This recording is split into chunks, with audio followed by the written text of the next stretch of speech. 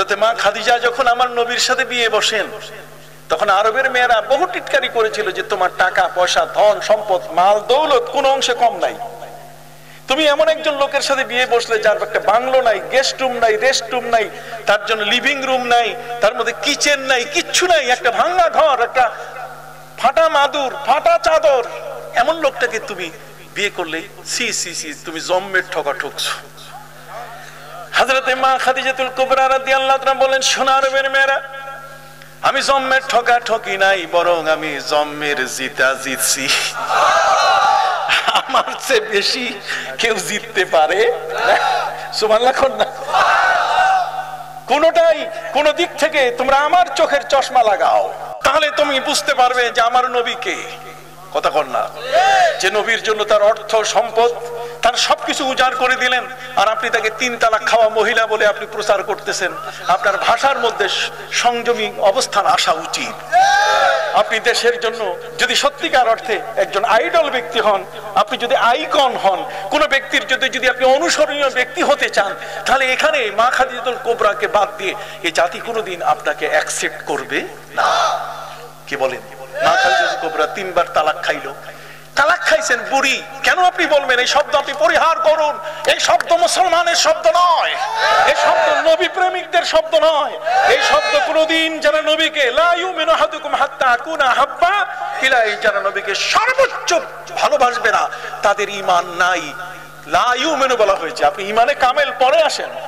কথা কন না, আপনি ঈমানে কামেল পরে আসেন। আপনি পরিপূর্ণ মুসলমান, তার মানে কিছু আছে আর কিছু নাই, এটাতে আপনি পরে আসেন।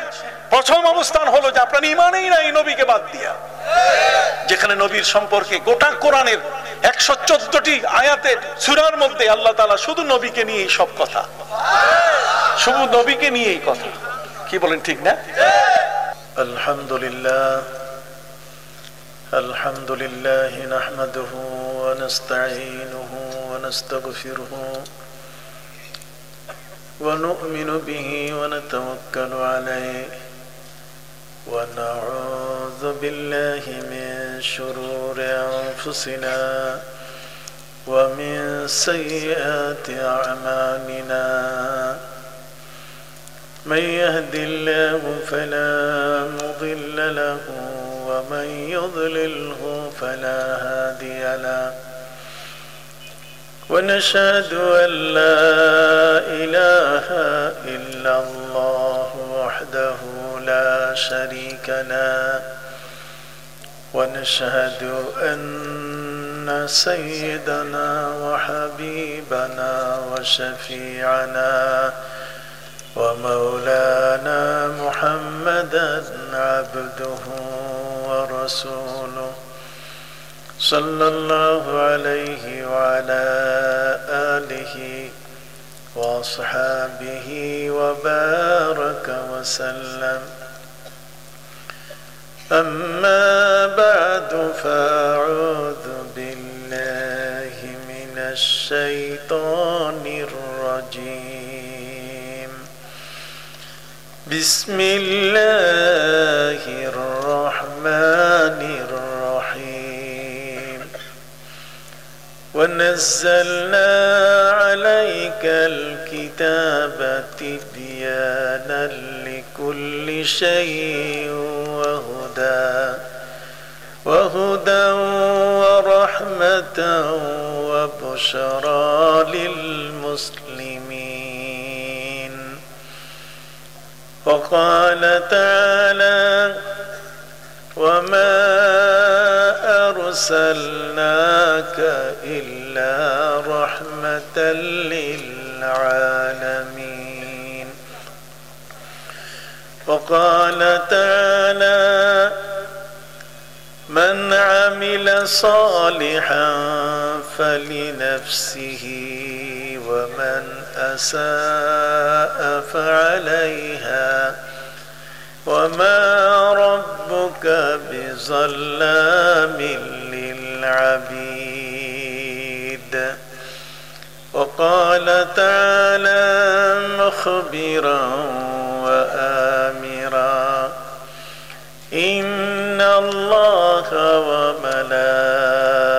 وملائكته يصلون على النبي يا أيها الذين آمنوا صلوا عليه وسلموا تسليما।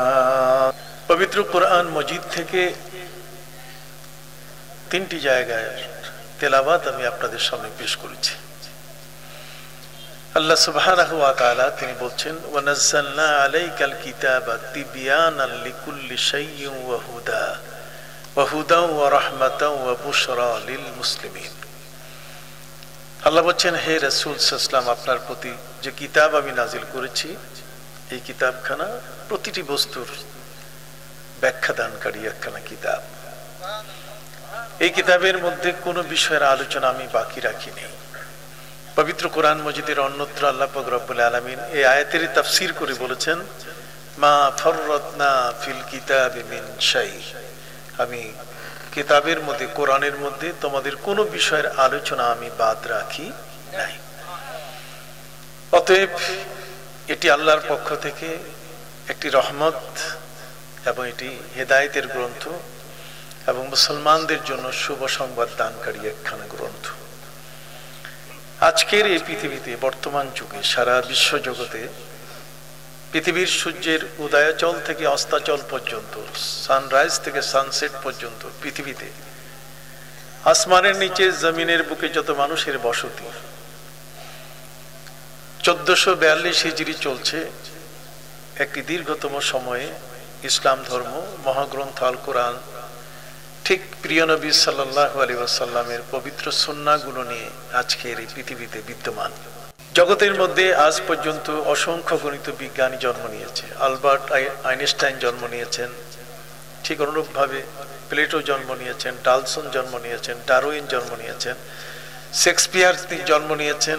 ঠিক অনুরূপভাবে মুসলিম অমুসলিম নানা ধরনের মহান ব্যক্তিদের এই পৃথিবীতে আগমন ঘটেছে।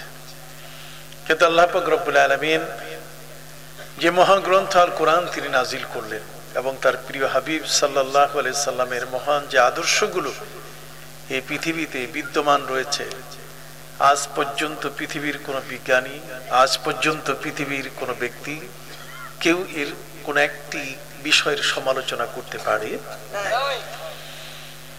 বরং মহাগ্রন্থ আল কোরআনের কাছে এসে তারা মুখ থুবড়ে পড়েছে।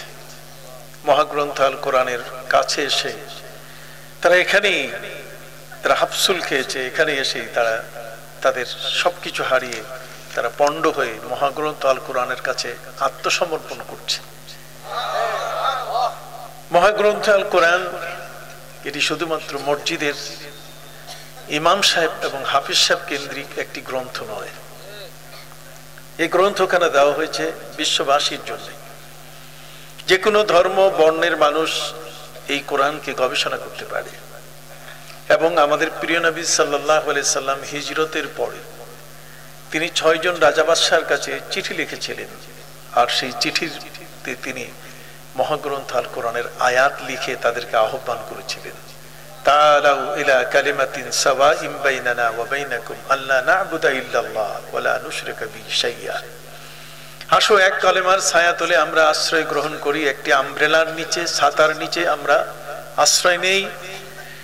আর সেটি হলো এমন একটি কালেমা যে কালেমা আমাদের মধ্যে বিভেদ দূর করে দেবে, বৈষম্য দূর করে দেবে, আমাদের মধ্যে মনোমালিন্য, আমাদের মধ্যে যে দ্বন্দ্ব সবগুলোকে দূর করে আমাদেরকে পরস্পরের মধ্যে ভ্রাতৃত্বের বন্ধনে আবদ্ধ করবে এবং আমরা সকলেই ভাই ভাই হয়ে যাব। ইসলামের এই আমন্ত্রণ এটি অব্যাহত আছে এবং কিয়ামত পর্যন্ত এটি অব্যাহত থাকবে। আজকের পৃথিবীতে যারা জ্ঞানী, যারা মহাবিজ্ঞানী, যারা মহাগুণী, তাদের বিশাল একটি অংশ আজকে কোরআনের দিকে তারা চলে আসছে। কোরআনের আকর্ষণ, একবার কোরআনের আওয়াজ যার কানে পড়েছে, ওমরে ফারুক রাদিয়াল্লাহু তাআলা আনহুর মতো তার জীবন পাল্টে গেছে। ওমরে ফারুক রাদিয়াল্লাহু তাআলা আনহু তার ভগ্নিপতি সাঈদের কণ্ঠে যখন সূরা তাহা এর শুরু আলোচনা তেলাওয়াতগুলো যখন শুনলেন, তখনই তার মনের মধ্যে রেখাপাত করলো যে কোরআন, এটা তো শুনিনি। বোনের কণ্ঠে যখন তিনি শুনলেন, ওয়ানাজ্জালনা আলাইকাল কিতাবা তিবয়ানাল লিকুল্লি শাই, মহাগ্রন্থ আল কোরআনের ভিতরে রয়েছে সবকিছুর বিবরণ। অতএব হযরত ওমর ফারুক রাদিয়াল্লাহু তাআলা আনহুর মতো একজন ব্যক্তি, যিনি ছিলেন নিরক্ষর, যিনি ছিলেন উটের রাখাল, যিনি নবী করিম সাল্লাল্লাহু আলাইহি ওয়াসাল্লামকে হত্যা করার জন্য, জীবনে শেষ করার জন্য তরবারি উঁচু করে এসেছিলেন, সেই ওমরে ফারুক রাদিয়াল্লাহু তাআলা আনহু পথিমধ্যে কোন ব্যক্তির বাধায় তাকে বলা হলো, ওমর তুমি যাও কই? হযরত ওমর বললেন, আমি মুহাম্মদ সাল্লাল্লাহু আলাইহি ওয়াসাল্লামের মাথা আনতে যাই। অতএব নতুন ধর্ম তিনি প্রচার করছেন, এই নতুন ধর্ম প্রচারের কারণে আমি তাকে হত্যা করব। কিন্তু বলা হলো যে তোমার ঘরে যে ইসলাম ঢুকেছে, তোমার বোন ভগ্নিপতি যে কলেমা পড়েছে, তা কি তুমি জানো? হযরত ওমর ফারুক রাদিয়াল্লাহু তাআলা আনহু তিনি সেই পথ ত্যাগ করে বোন ভগ্নিপতির বাড়ির দিকে রওনা করলেন। আর সেখানে কোরআনের এই আওয়াজ, কোরআনের এই তেলাওয়াতে হযরত ওমর ফারুক রাদিয়াল্লাহু তাআলা আনহুর হৃদয় স্পর্শিত হলো। তার হৃদয়ের মধ্যে পবিত্র কোরআনের প্রভাব সৃষ্টি হলো। ইমানদার ব্যক্তির কলবে তো কোরআনের স্পর্শ আছেই। ইন্নামাল মুমিনুনা আল্লাযীনা ইযা যুকিরাল্লাহু ওয়াজিলাত কুলুবুহুম ওয়া ইযা তুলিয়াত আলাইহিম আয়াতুহু যাদাতহুম ঈমানা। ইমানদার ব্যক্তি যদি কোরআন তেলাওয়াত করে, তাহলে সেই কোরআনের কারণে তার ঈমানের চার্জ, শক্তি, তার ক্ষমতা বেড়ে যায়। তখন ওই ব্যক্তির মধ্যে মহান আল্লাহর আরাধনা এবং তার যে কোনো ইবাদত বন্দেগী করতে আর কারোর সাথে সে কোনো কম্প্রোমাইজ করে না। তখন আল্লাহর আদেশগুলো পালন করতে গিয়ে, আল্লাহর বিধিবিধান লালন করতে গিয়ে, এটিকে পরিপালন করতে গিয়ে তখন আর কোনো লজ্জাও থাকে না। আর কারো সমালোচনা অথবা কোনো ব্যক্তি তাকে নিন্দা করবে, কোনো নিন্দুকের নিন্দা পর্যন্ত সে আর কানে নেয় না। তখন নির্ভীক চিত্তে, অকুত ভয়ে ওই ব্যক্তি তখন আল্লাহর বিধানকে পালন করতে গিয়ে আল্লাহ সুবহানাহু ওয়া তাআলার কাছে নিজকে অর্পণ করে বসে। আর সেই কণ্ঠের আওয়াজটি তার মুখ থেকে পবিত্র কোরআনের আয়াত তেলাওয়াত হয়, কুল ইন্না সলাতি ওয়া নুসুকি ওয়া মাহইয়ায়া ওয়া মামাতি লিল্লাহি রাব্বিল আলামিন। তখন তার জীবন মরণ, তার উঠন বসন, তার চাল চলন, তার পাঠ্য পঠন, তার জীবনের যতগুলো কাজ আছে সবগুলো সে আল্লাহর জন্য নিবেদন করে। তখন তার প্রত্যাশা একমাত্র আল্লাহ ছাড়া আর কেউ থাকে না।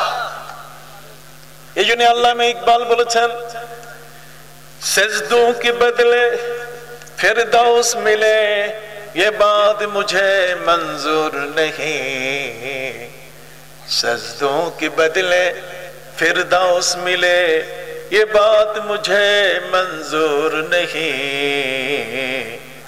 इबादत करता हूँ मैं बंदा हूँ मैं तेरा मजदूर नहीं। আল্লামা ইকবাল তিনি বলেন, প্রভু সেজদা দিয়ে তোমার ফেরদাউস জান্নাত নিব, আমি কিন্তু এটা কখনো করব না, এটা আমার কাছে পছন্দ নয়। সেজদোं के बदले फिरदौस मिले ये बात मुझे मंजूर नहीं, इबादत करता हूँ मैं बंदा हूँ मैं तेरा मजदूर नहीं। বান্দা হিসেবে আমার দায়িত্ব হলো তোমার নামে সেজদা করা। তোমার অফুরন্ত নেয়ামত, তোমার অনুগ্রহ অনুকম্পা, তোমার দয়া মায়া, তোমার ভালোবাসা সবকিছু মিলিয়ে আমি তোমার কাছে বন্দী হয়ে আছি।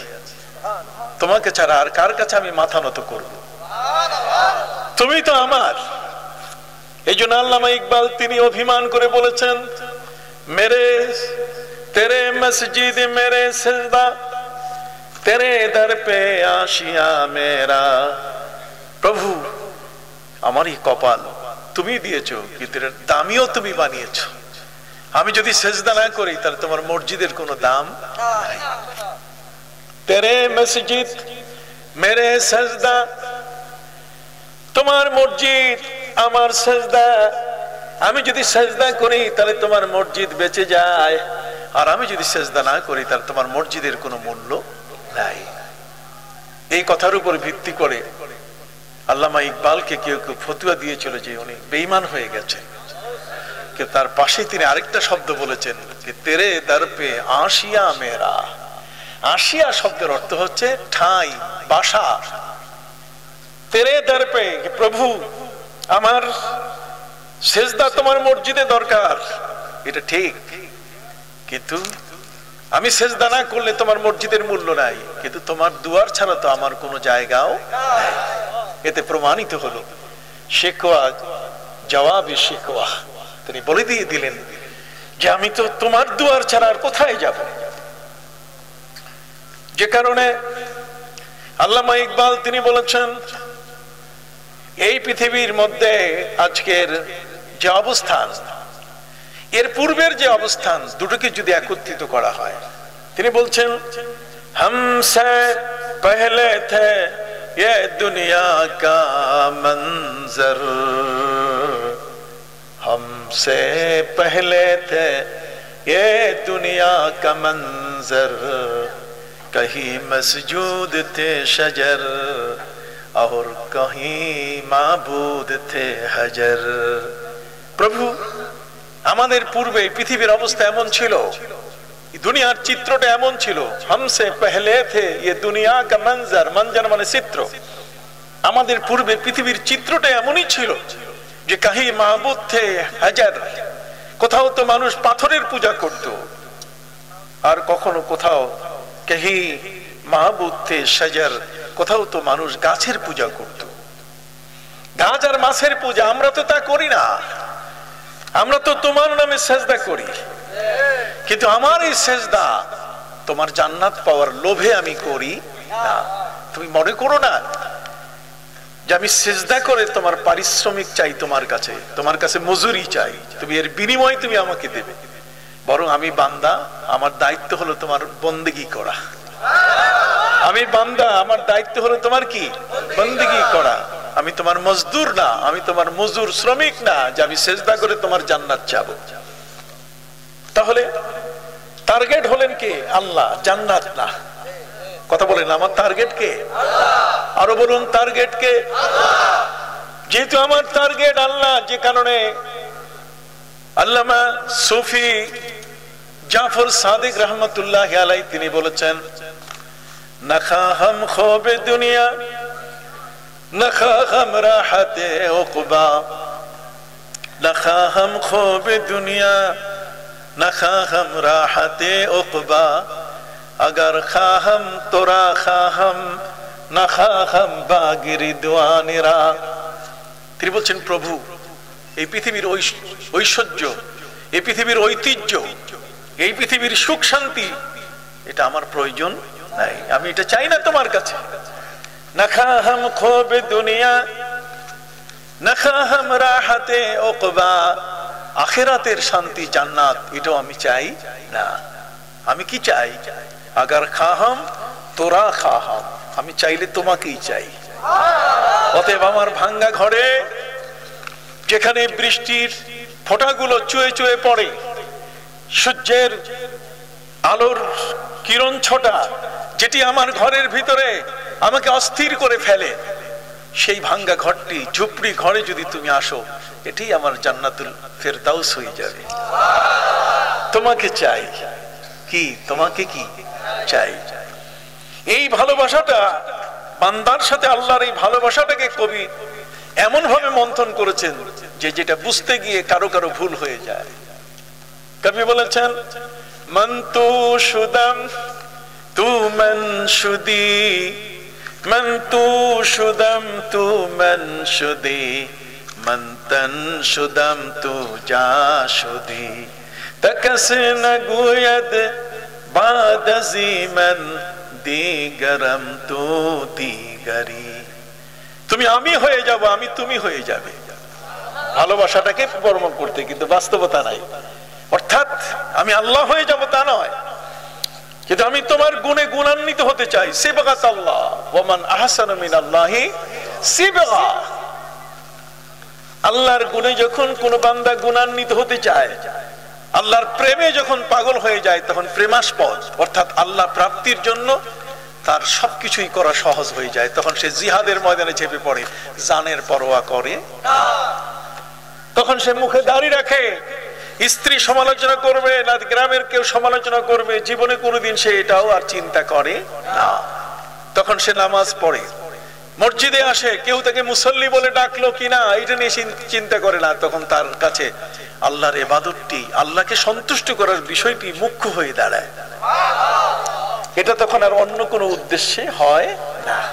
সম্মানিত সুধী, এই কারণে আল্লাহ সুবহানাহু ওয়া তাআলা মহাগ্রন্থ আল কোরআনের মধ্যে তিনি আমাদেরকে তার পরিচয় যেমন তুলে ধরেছেন, পাশাপাশি তিনি তার প্রিয় হাবিবকে আল্লাহর ভালোবাসাটা কেমন হওয়া দরকার, এটা কোন পর্যায়ের হওয়া দরকার, এই ভালোবাসাটার এটা র্যাঙ্ক কি হবে, র্যাঙ্কিংটা কি হবে।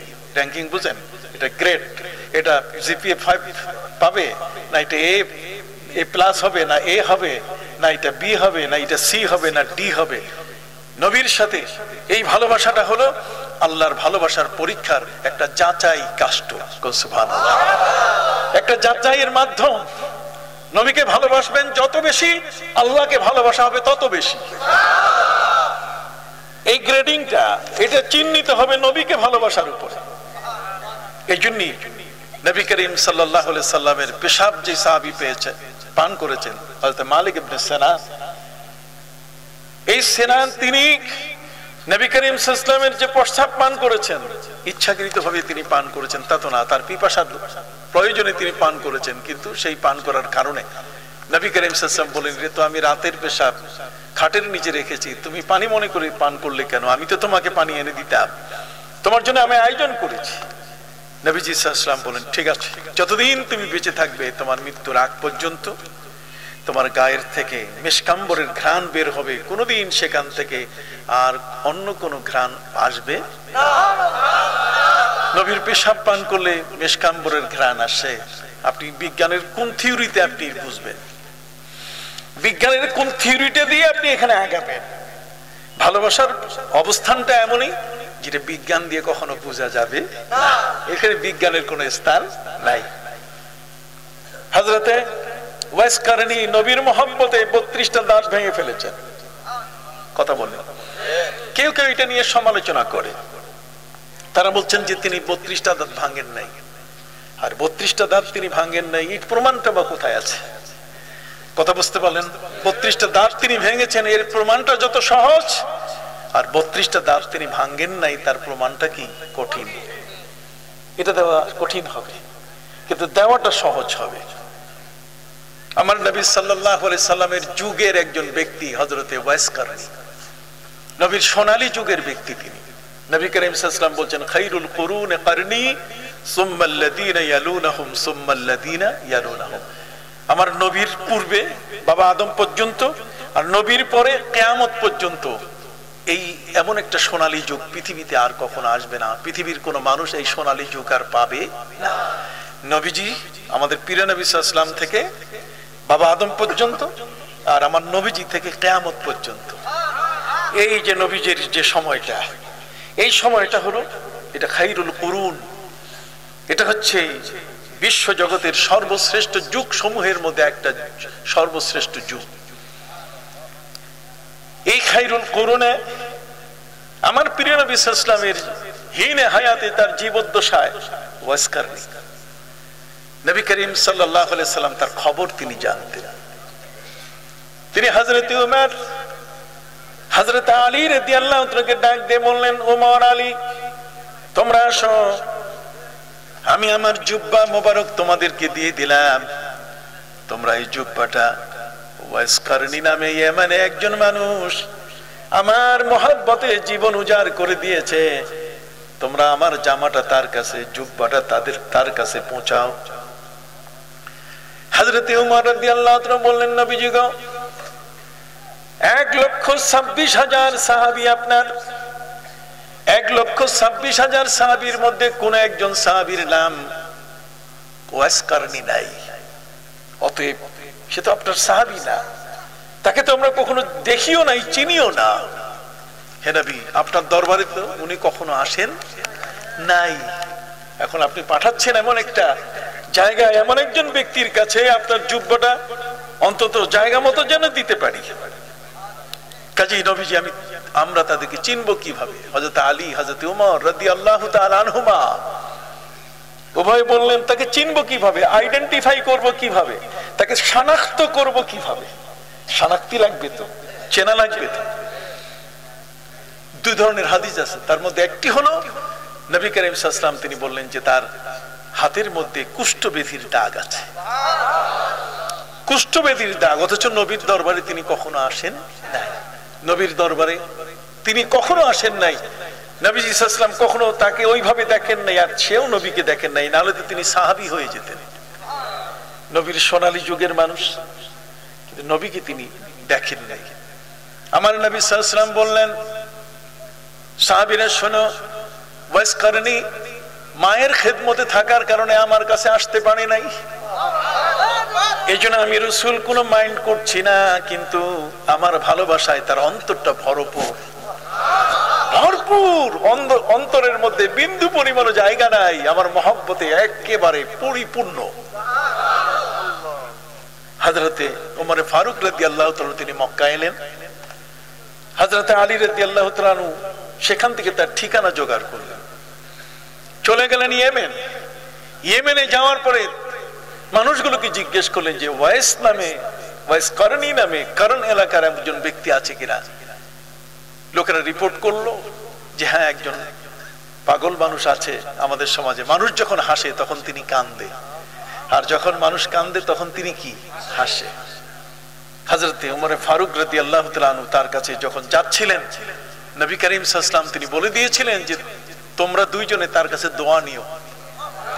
হযরতে উমরকে নবীজি দোয়া নিতে বলছেন, হযরতে আলী রাদিয়াল্লাহু তাআলা আনহুকে দোয়া নিতে বলছিলেন যে তার কাছে গিয়ে কি নিবা, দোয়া নিবা। এবং নবী করিম সাল্লাল্লাহু আলাইহি ওয়াসাল্লাম নিজেই তাকে ঘোষণা করেছেন খায়রুত তাবিঈন, শ্রেষ্ঠ তাবিঈন। হযরতে ওয়াইস করনি রাদিয়াল্লাহু তাআলা আনহুর সামনে গিয়ে যখন তাকে আইডেন্টিফাই তারা করার জন্য প্রস্তুতি নিলেন, দেখলেন হাতের মধ্যে কুষ্ঠব্যাধির দাগ। হযরতে ওমর রাদিয়াল্লাহু তাআলা আনহু হযরতে আলী নবীজিকে জিজ্ঞাসা করেছিলেন, নবীজি আপনি তার হাতে যে কুষ্ঠব্যাধির দাগ আছে আপনি কিভাবে জানলেন? আল্লাহর নবী সাল্লাল্লাহু আলাইহি ওয়াসাল্লাম বললেন, শোনো, এই ওয়াইস করনি যখন অসুস্থ হয়ে পড়েছিল, কুষ্ঠব্যাধিতে আক্রান্ত হয়ে পড়েছিল, তখন আমি তার জন্য দোয়া করেছিলাম এবং সেই দোয়াটি আল্লাহ কবুল করেছেন। আর ওই দোয়ার মধ্যে আমি আরেকটি বিষয় আল্লাহর কাছে আবেদন করেছি যে আল্লাহ তার দেহের সমস্ত অঙ্গ থেকে তুমি কুষ্ঠব্যাধির দাগগুলো দূর করে দাও, কিন্তু হাতের মধ্যে যেন তার চিহ্নগুলো থাকে। আপনি এ সম্পর্কে হাদিস পড়ে দেখুন, আপনি খুঁজে না পেলে যে নাই এ কথা তো বলা যাবে না। মহাসাগরের ভিতরে সেখানে মণিমুক্তা আছে, আপনি নিতে পারলেন না তাই বলে যে নাই। আঙ্গুর খাইতে পারলেন না এই জন্য তিতা, এটা খাওয়া যাবে না, এটা নয়। আপনি আনতে পারেন নাই, আপনি জোগাড় করতে পারেন নাই, আপনি নিতে পারেন নাই, আপনি আহরণ করতে পারেন নাই, তাই বলে যে সেটা নাই, সেটাতে আরেকজনে কি করছেন, আহরণ করেছেন, আরেকজনের দোষে তার সন্ধান পেয়েছেন।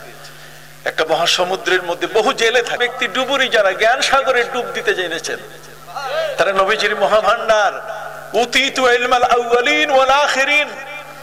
আমার নবীজি বলেন, আগের পরের, আমার পূর্বে আমার পরে, কিয়ামত পর্যন্ত যা কিছু আছে এমন কোন জ্ঞান নাই যে জ্ঞান আল্লাহ আমাকে দেন নাই।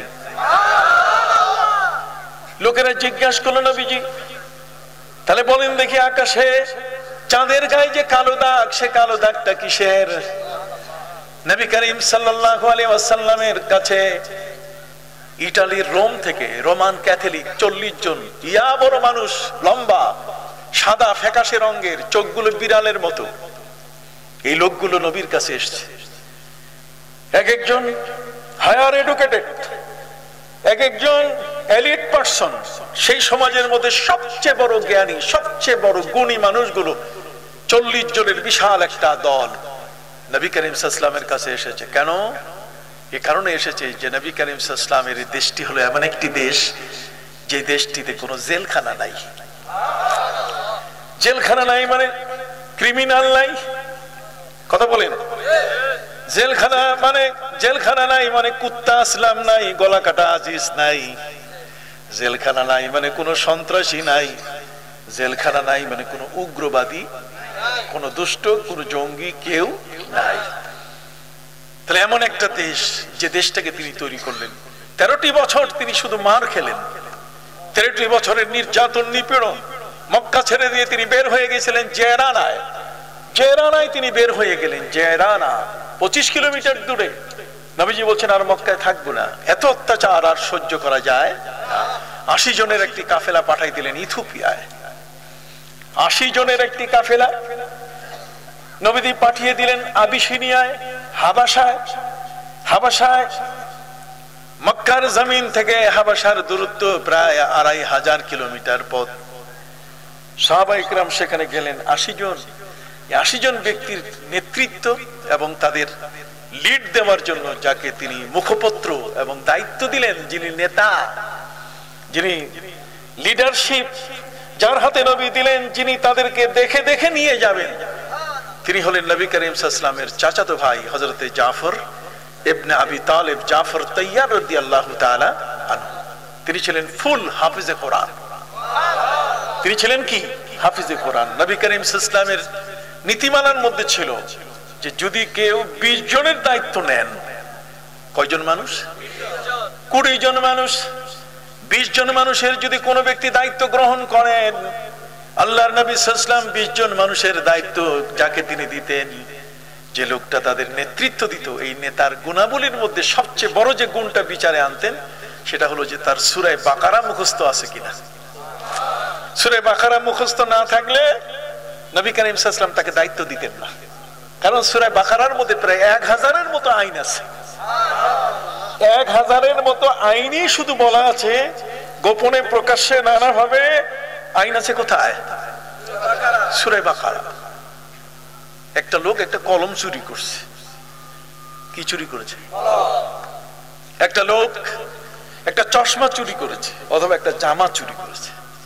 এই চোর, চশমা চোর, জামা চোর, কলম চোর, এই চোরটাকে আপনি কোরআনের শাস্তি যদি দিতে চান, এজ এ মুসলিম হিসেবে কোরআনের আইনি ব্যবহারটা যদি আপনি করতে চান, তাহলে সেখানে কোরআনের আইন আছে, আস-সারিকু ওয়াস-সারিকাতু ফাকতাউ আইদিয়াহুমা। চোর চুরনি ধরা পড়লে হাত কেটে দাও। কারণ কলম চোর, আপনি হাত কাটবেন কিনা? চশমা চোর, হাত কাটবেন কিনা? জামা চুরি করছে, হাত কাটবেন কিনা? কোরআন তো পরিষ্কার বলে দিয়েছে, আস-সারিকু ওয়াস-সারিকাতু ফাকতাউ আইদিয়াহুমা। চোর চোরনি যদি ধরা পড়ে তাহলে হাত কেটে দাও। এটা অবশ্যই চোর। কি বলেন? এখন আপনি হাত কাটতে গিয়ে এই হাত কাটার এই বিধানটা কোরআন দিয়ে আপনি কথা বললে আপনাকে দেখতে হবে যে নবী করিম সাল্লাল্লাহু আলাইহি ওয়াসাল্লাম এই আয়াতটাকে কিভাবে ব্যবহার করেছেন। এই আয়াতের ব্যবহার শিখতে হবে নবীর কাছে। আমি নিজে নিজে বুদ্ধিমানি করে আয়াতকে ব্যবহার করলে হবে না। সম্মানিত সুধী, আমার প্রিয় নবী সাল্লাল্লাহু আলাইহি সাল্লামের সময়কালে মসজিদে নামাজ হচ্ছে। একজন মুসল্লি নামাজে ঢুকেছেন, প্রচন্ড গরমের কারণে তার চাদরটাকে তিনি খুলে রেখে পড়া শুরু করছেন। কিন্তু মুসল্লি আরেকজন, আমাদের দেশে জুতা চোর আছে না? কথা কন। কোন কোন মুসল্লি তো এমন আছে যে জুতা চুরি হওয়ার কারণে মসজিদে আসে না। এত 3000, 4000, 5000 টাকার জুতা মসজিদ থেকে নাই। বিশাল একটা লজ্জার কথা আমাদের জন্য। এটা একটা লজ্জার কথা। মুসলমানের মসজিদে জুতা চুরি হয়, এর চেয়ে নোংরা, এর চেয়ে পৃথিবীতে নোংরামি আর জগতে কিছু আছে? মুসলমান হচ্ছে পৃথিবীর সবচেয়ে বড় একটা আদর্শ, একটা মডেল জাতি। এটাকে মানুষ অনুসরণ করবে। কই আমেরিকায় তো জুতা চুরি হয় না, ইংল্যান্ডে জুতা চুরি হয় না, অস্ট্রেলিয়ায় জুতা চুরি হয় না, ইউরোপের জুতা চুরি হয় না। আমি তো পৃথিবীর প্রায় কম বেশি সব দেশেই ঘুরেছি। আমেরিকা, ইউরোপ, অস্ট্রেলিয়া, সারা জগতের সব।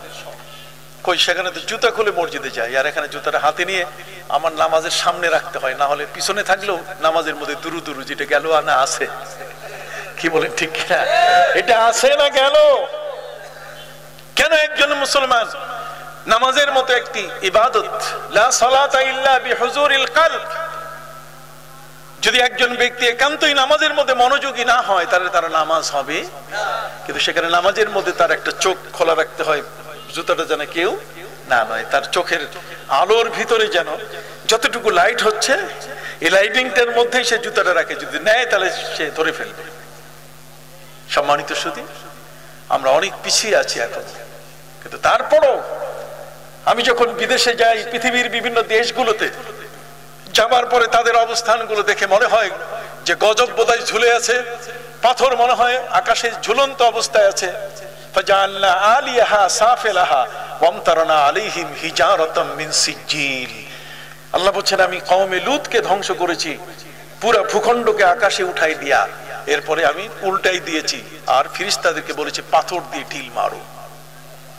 অতএব পাথরের ঢিল আল্লাহর পক্ষ থেকে শিলা বৃষ্টি তিনি দিয়ে একটা জাতিকে তিনি নেস্তেনাবুদ করতে পারেন, তাকে ধ্বংস করতে পারেন কিনা।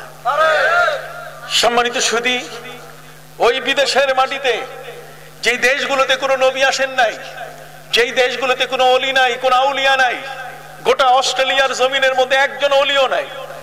গোটা অস্ট্রেলিয়ার জমিনের মধ্যে আপনি সিডনি দেখেন, আপনি পার্থে দেখেন, ক্যানবেরা দেখেন, মেলবোর্ন দেখেন, মেলবোর্ন যেটাই বলেন না কেন, কোনখানে আপনি পাবেন না সন্তান যে একজন আল্লাহর সন্তান, একজন আল্লাহর ওলি আছে, একজন কোন নবী সেখানে আসছে। আমেরিকার মধ্যে 51টা রাষ্ট্র মিলে যুক্তরাষ্ট্র, ইউনাইটেড স্টেট অফ আমেরিকা, আপনি কোথাও পাবেন না যে কোনো নবী সেখানে আসছেন অথবা কোনো অলি সেখানে গেছেন। একজন অলি শুধু আছে পেনসিলভেনিয়ায়, আমি তার মাজার জিয়ারত করেছি, তিনি হলেন বাবা মহিউদ্দিন। তিনি কেরালা থেকে গিয়ে, তিনি কালা মানুষ কিন্তু সাদা মানুষগুলোকে তিনি মুসলমান বানিয়েছেন। গোটা ইংল্যান্ড আপনি খুলে দেখেন একজন অলির, একজন নবীর আপনি ঠিকানা পাবেন না। অথচ ইরাকের জমিনের মধ্যে আপনি যান, সেখানে এক ইরাকের মধ্যে 70,000 নবীর মাজার। কত? 70,000 নবীর মাজার হচ্ছে কোথায়? ইরাক। ইরাক হচ্ছে আরদুল আম্বিয়া, আরদুল আসফিয়া, আরদুল আতকিয়া, আরদুল আউলিয়া। এটা হচ্ছে ওলিয়া উলিয়ার দেশ।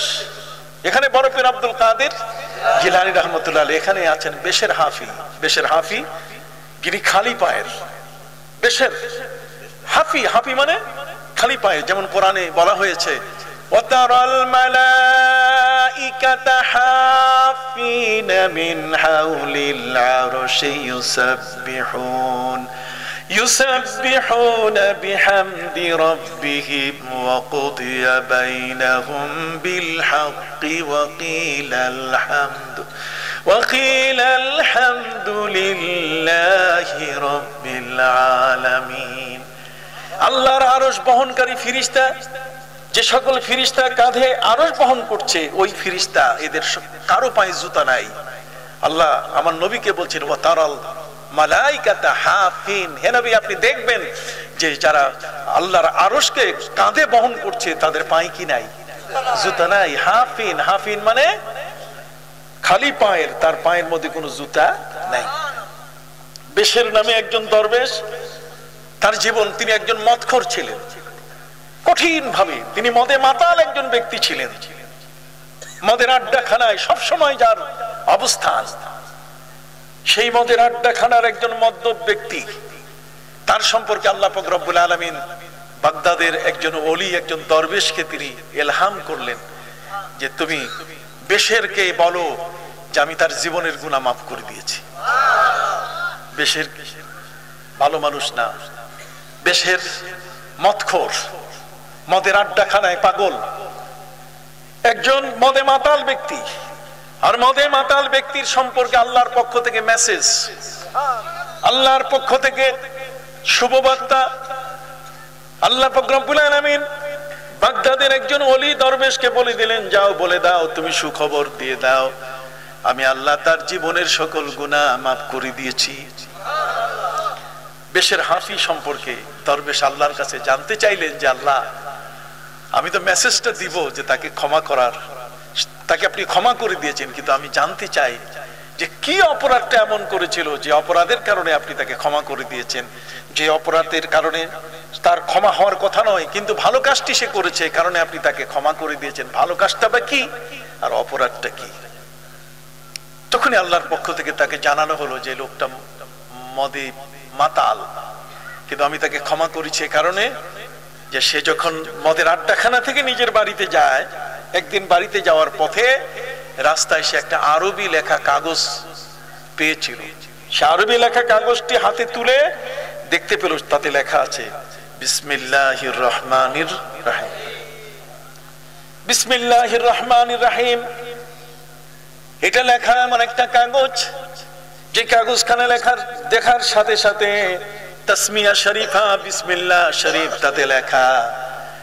এই কাগজখানাকে নিয়ে সেই মদে মাতাল মানুষটা কাগজটার বেইজ্জতি করে নাই, বিসমিল্লাহর বেইজ্জতি করে নাই, আর রহমান আর রহিম নাম সেখানে আছে তার বেইজ্জতি করে নাই, বরং এটা তার আলমারির উপরে এটাকে ইজ্জতের সাথে রেখে দিয়েছে।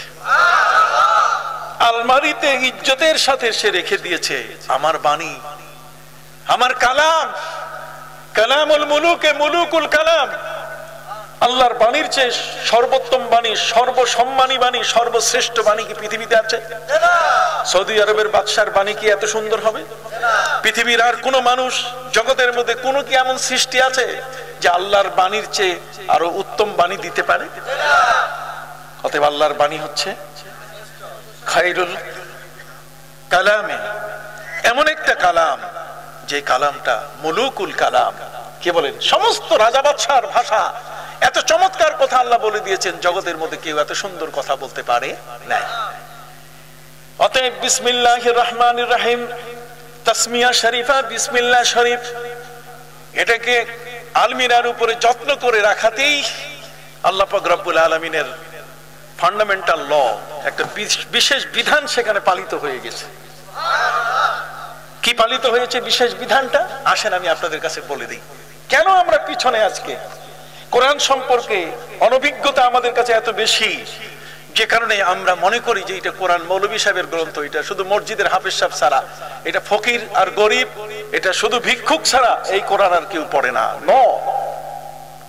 সম্মানিত সুধী ভাইরা আমার, পবিত্র কোরআন মজিদে আল্লাহ রব্বুল আলামিন বলেন, وَمَن يُعَظِّمْ شَعَائِرَ اللَّهِ فَإِنَّهَا مِن تَقْوَى الْقُلُوبِ। আল্লাহর যে সমস্ত নিদর্শন তার মধ্যে হযরতে শাহ ওয়ালিউল্লাহ মুহাদ্দিস দেহলভী রাহমাতুল্লাহ আলাইহি 4টা নিদর্শন বলেছেন, তার মধ্যে একটি হলো আল কোরআন। কোরআনকে সম্মান করতে হবে। এইজন্য আমরা কখনো ভুল করি না, কোরআনকে আমরা মাথার উপরে রাখি, ঠিক কিনা?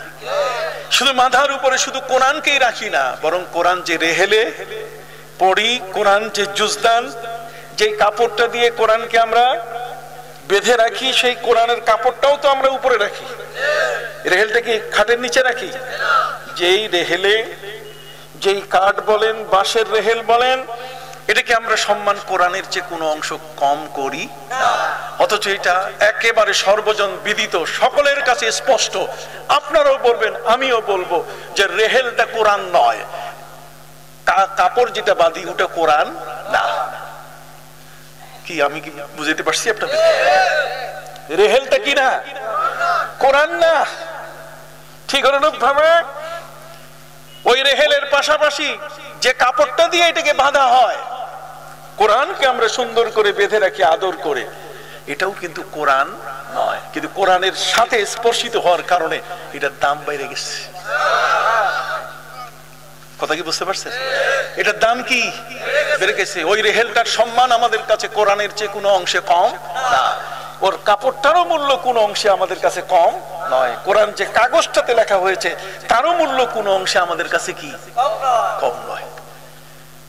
হযরতে শাহ ওয়ালিউল্লাহ মুহাদ্দিস দেহলভী রাহমাতুল্লাহি আলাইহি তিনি বলেছেন, 4টি হলো আল্লাহর নিদর্শন। সবচেয়ে বড় নিদর্শন হলো কয়টা? 4টা। একটা হলো আল্লাহর কোরআন, কাজে কোরআনকে সম্মান করতে হবে। আল্লাহ পাক রব্বুল আলামিন দরবেশকে বললেন যে বিসমিল্লাহির রহমানির রহিম, এটি কিন্তু কোরআন, আয়াতুম মিনাল কোরআন, আত-তাসমিয়াতু আয়াতুম মিনাল কোরআন। বিসমিল্লাহ শরীফ হচ্ছে কোরআনের আয়াত। এইজন্য শুধু বিসমিল্লাহ যদি কোনো ব্যক্তি পড়ে তাতেই তার নামাজের রাকাত হয়ে যাবে। কথা বুঝতে পারছেন? যদি কোনো একজন ব্যক্তি ফাকরাউ মা তায়াসসারা মিনাল কোরআন, এখানে উলামায়ে কেরাম আছেন, কোরআনের যে আয়াত কি পরিমাণ পড়লে পড়ে একজন ব্যক্তির নামাজ জায়েজ হবে, তার দলিল হলো যদি বিসমিল্লাহির রহমানির রহিম পরিমাণ যদি কোনো এতগুলো অক্ষর 18টা অক্ষর সমপরিমাণ যদি কোনো ব্যক্তি কালামে পাকের কোনো খান থেকে তেলাওয়াত করে, তার নামাজ কি হবে? জায়েজ। নবী করিম সাল্লাল্লাহু আলাইহি ওয়াসাল্লাম বলেছেন যে যতক্ষণ পর্যন্ত বিসমিল্লাহির রহমানির রহিম নাজিল হতো না, ততক্ষণ পর্যন্ত একটা সূরার এন্ডিং আরেকটা সূরার বিগিনিং, একটা সূরার সূচনা মানে একটা সূরার শেষ আরেকটি সূরার সূচনা, একটার সমাপ্তি আরেকটার প্রারম্ভ, এটা বোঝা যেত না। বিসমিল্লাহ নাজিল হলে পার্টিশন, কথা কন না, বিসমিল্লাহটা কি পার্টিশন। বিসমিল্লাহির রহমানির রহিম যখনই নাজিল হতো তখনই কি বোঝা যেত যে আগের সূরাটা কি হয়েছে, শেষ হয়েছে। আপনারা কি কষ্ট পাচ্ছেন বাবা?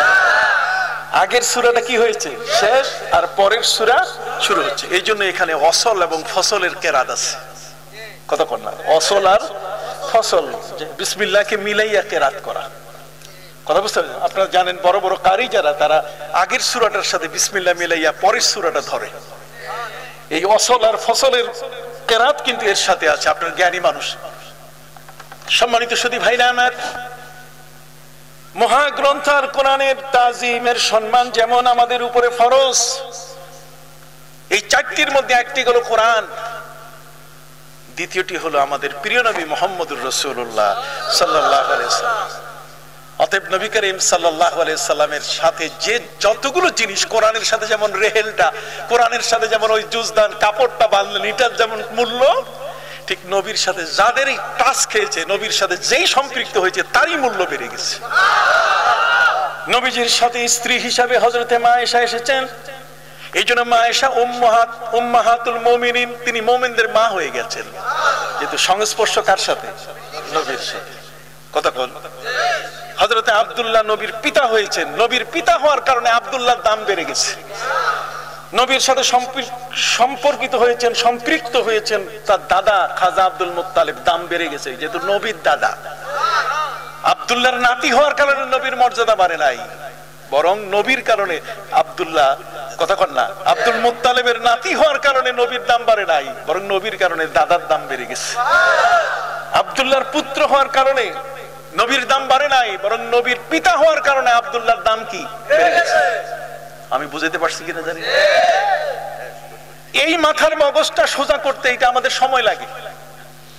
এইখানে এসে আমরা বিপদে পড়ে যাই। এই অন্ধকারটাতেই যখন আমরা অতিক্রম করতে পারি না, তখনই ওয়াল্লাযীনা ফী কুলূবিহিম যায়গুন ফায়াত্তাবিউনা মা তাশাবাহা মিনহু ইবতিগাল ফিতনা, তখনই এই অন্তরটা বাঁকা হয়। এটা যত অন্ধকারের মধ্যে যখন পড়ে যায়, তখন কিন্তু ওই লোকটা আর কুল কিনারা খুঁজে পায় না। তখন কোনটা হক কোনটা না হক, তখন আউল বাউল কইতে থাকে। এটারে বেদাত কয়, ওইটারে দাঁত কয়, কথা বুঝেন নাই, এটারে শিরক কয়, এটারে মুশরিক বানায়, এটাকে কাফের বলে। তার আর ভাষা কথা ঠিক থাকে না, কেননা তার কলবটার মধ্যে বক্রতা চলে আসছে। কথা কি বুঝতে পারছেন? সম্মানিত সুধী ভাইরা আমার, এই জন্যই মহাগ্রন্থ আল কোরআন যেমন আল্লাহর নিদর্শন, আল্লাহর কি, আমি কিন্তু আসতেছি আপনার ওই যে জুতা চুরির, আমি ভুলে যাইনি, আপনারা ভুলবেন না, কি বলেন ঠিক না? সম্মানিত সুধী, ওয়ামান ইউআযযিম শাআইরাল্লাহ, যারা আল্লাহর নিদর্শন সমূহকে সম্মান করে, তাজিম করে, কি করে, তাজিম। আমরা মিলাদে একটু দাঁড়াইয়া ইয়া নবী সালাম আলাইকুম কই, আর আপনি কেন কেন শুরু করেন, আপনার মধ্যে জ্বালাতন শুরু হয়ে যায়, আপনার অ্যালার্জি মার্কা জীবন শুরু হয়ে যায়, আপনার গা চুলকায়, কারণটা কি? নবীর মহব্বত যত হবে, ভালোবাসার দুয়ার যত খুলে যাবে, ততই আপনার মুখ বন্ধ হয়ে যাবে। তখন আপনি দেখবেন আপনার হাত পা অচল হয়ে যাবে নবীর মহব্বতের জন্য। তখন আপনি মনে করবেন যে আমি তো কিছুই করতে পারলাম না। যেটা করেছেন হযরত ওয়াইস করনী, যেটা করেছেন হযরত আবু বকর সিদ্দিক রাদিয়াল্লাহু তাআলা, 10 বছর স্ত্রীর বিছানায় নাই, কত কর না, 10 বছর স্ত্রীর বিছানায় নাই, দরজার পাশে দাঁড়িয়ে অপেক্ষা। স্ত্রী বলছে, স্বামী রে, শীতের দিন তুমি আমার কাছে আসো। বলছে, না, তোমার চেয়েও যাকে বেশি ভালোবাসতে হবে। লা ইউমিনু আহাদুকুম হাত্তা আকুনা আহাব্বা ইলাইহি মিন ওয়ালিদিহি ওয়া ওয়ালাদিহি ওয়ান নাসি আজমাইন।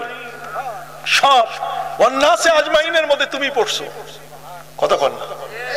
অতএব সবার চেয়ে আমার নবীকে ভালোবাসতে হবে, কাজে তার জন্য আমি অপেক্ষা করছি।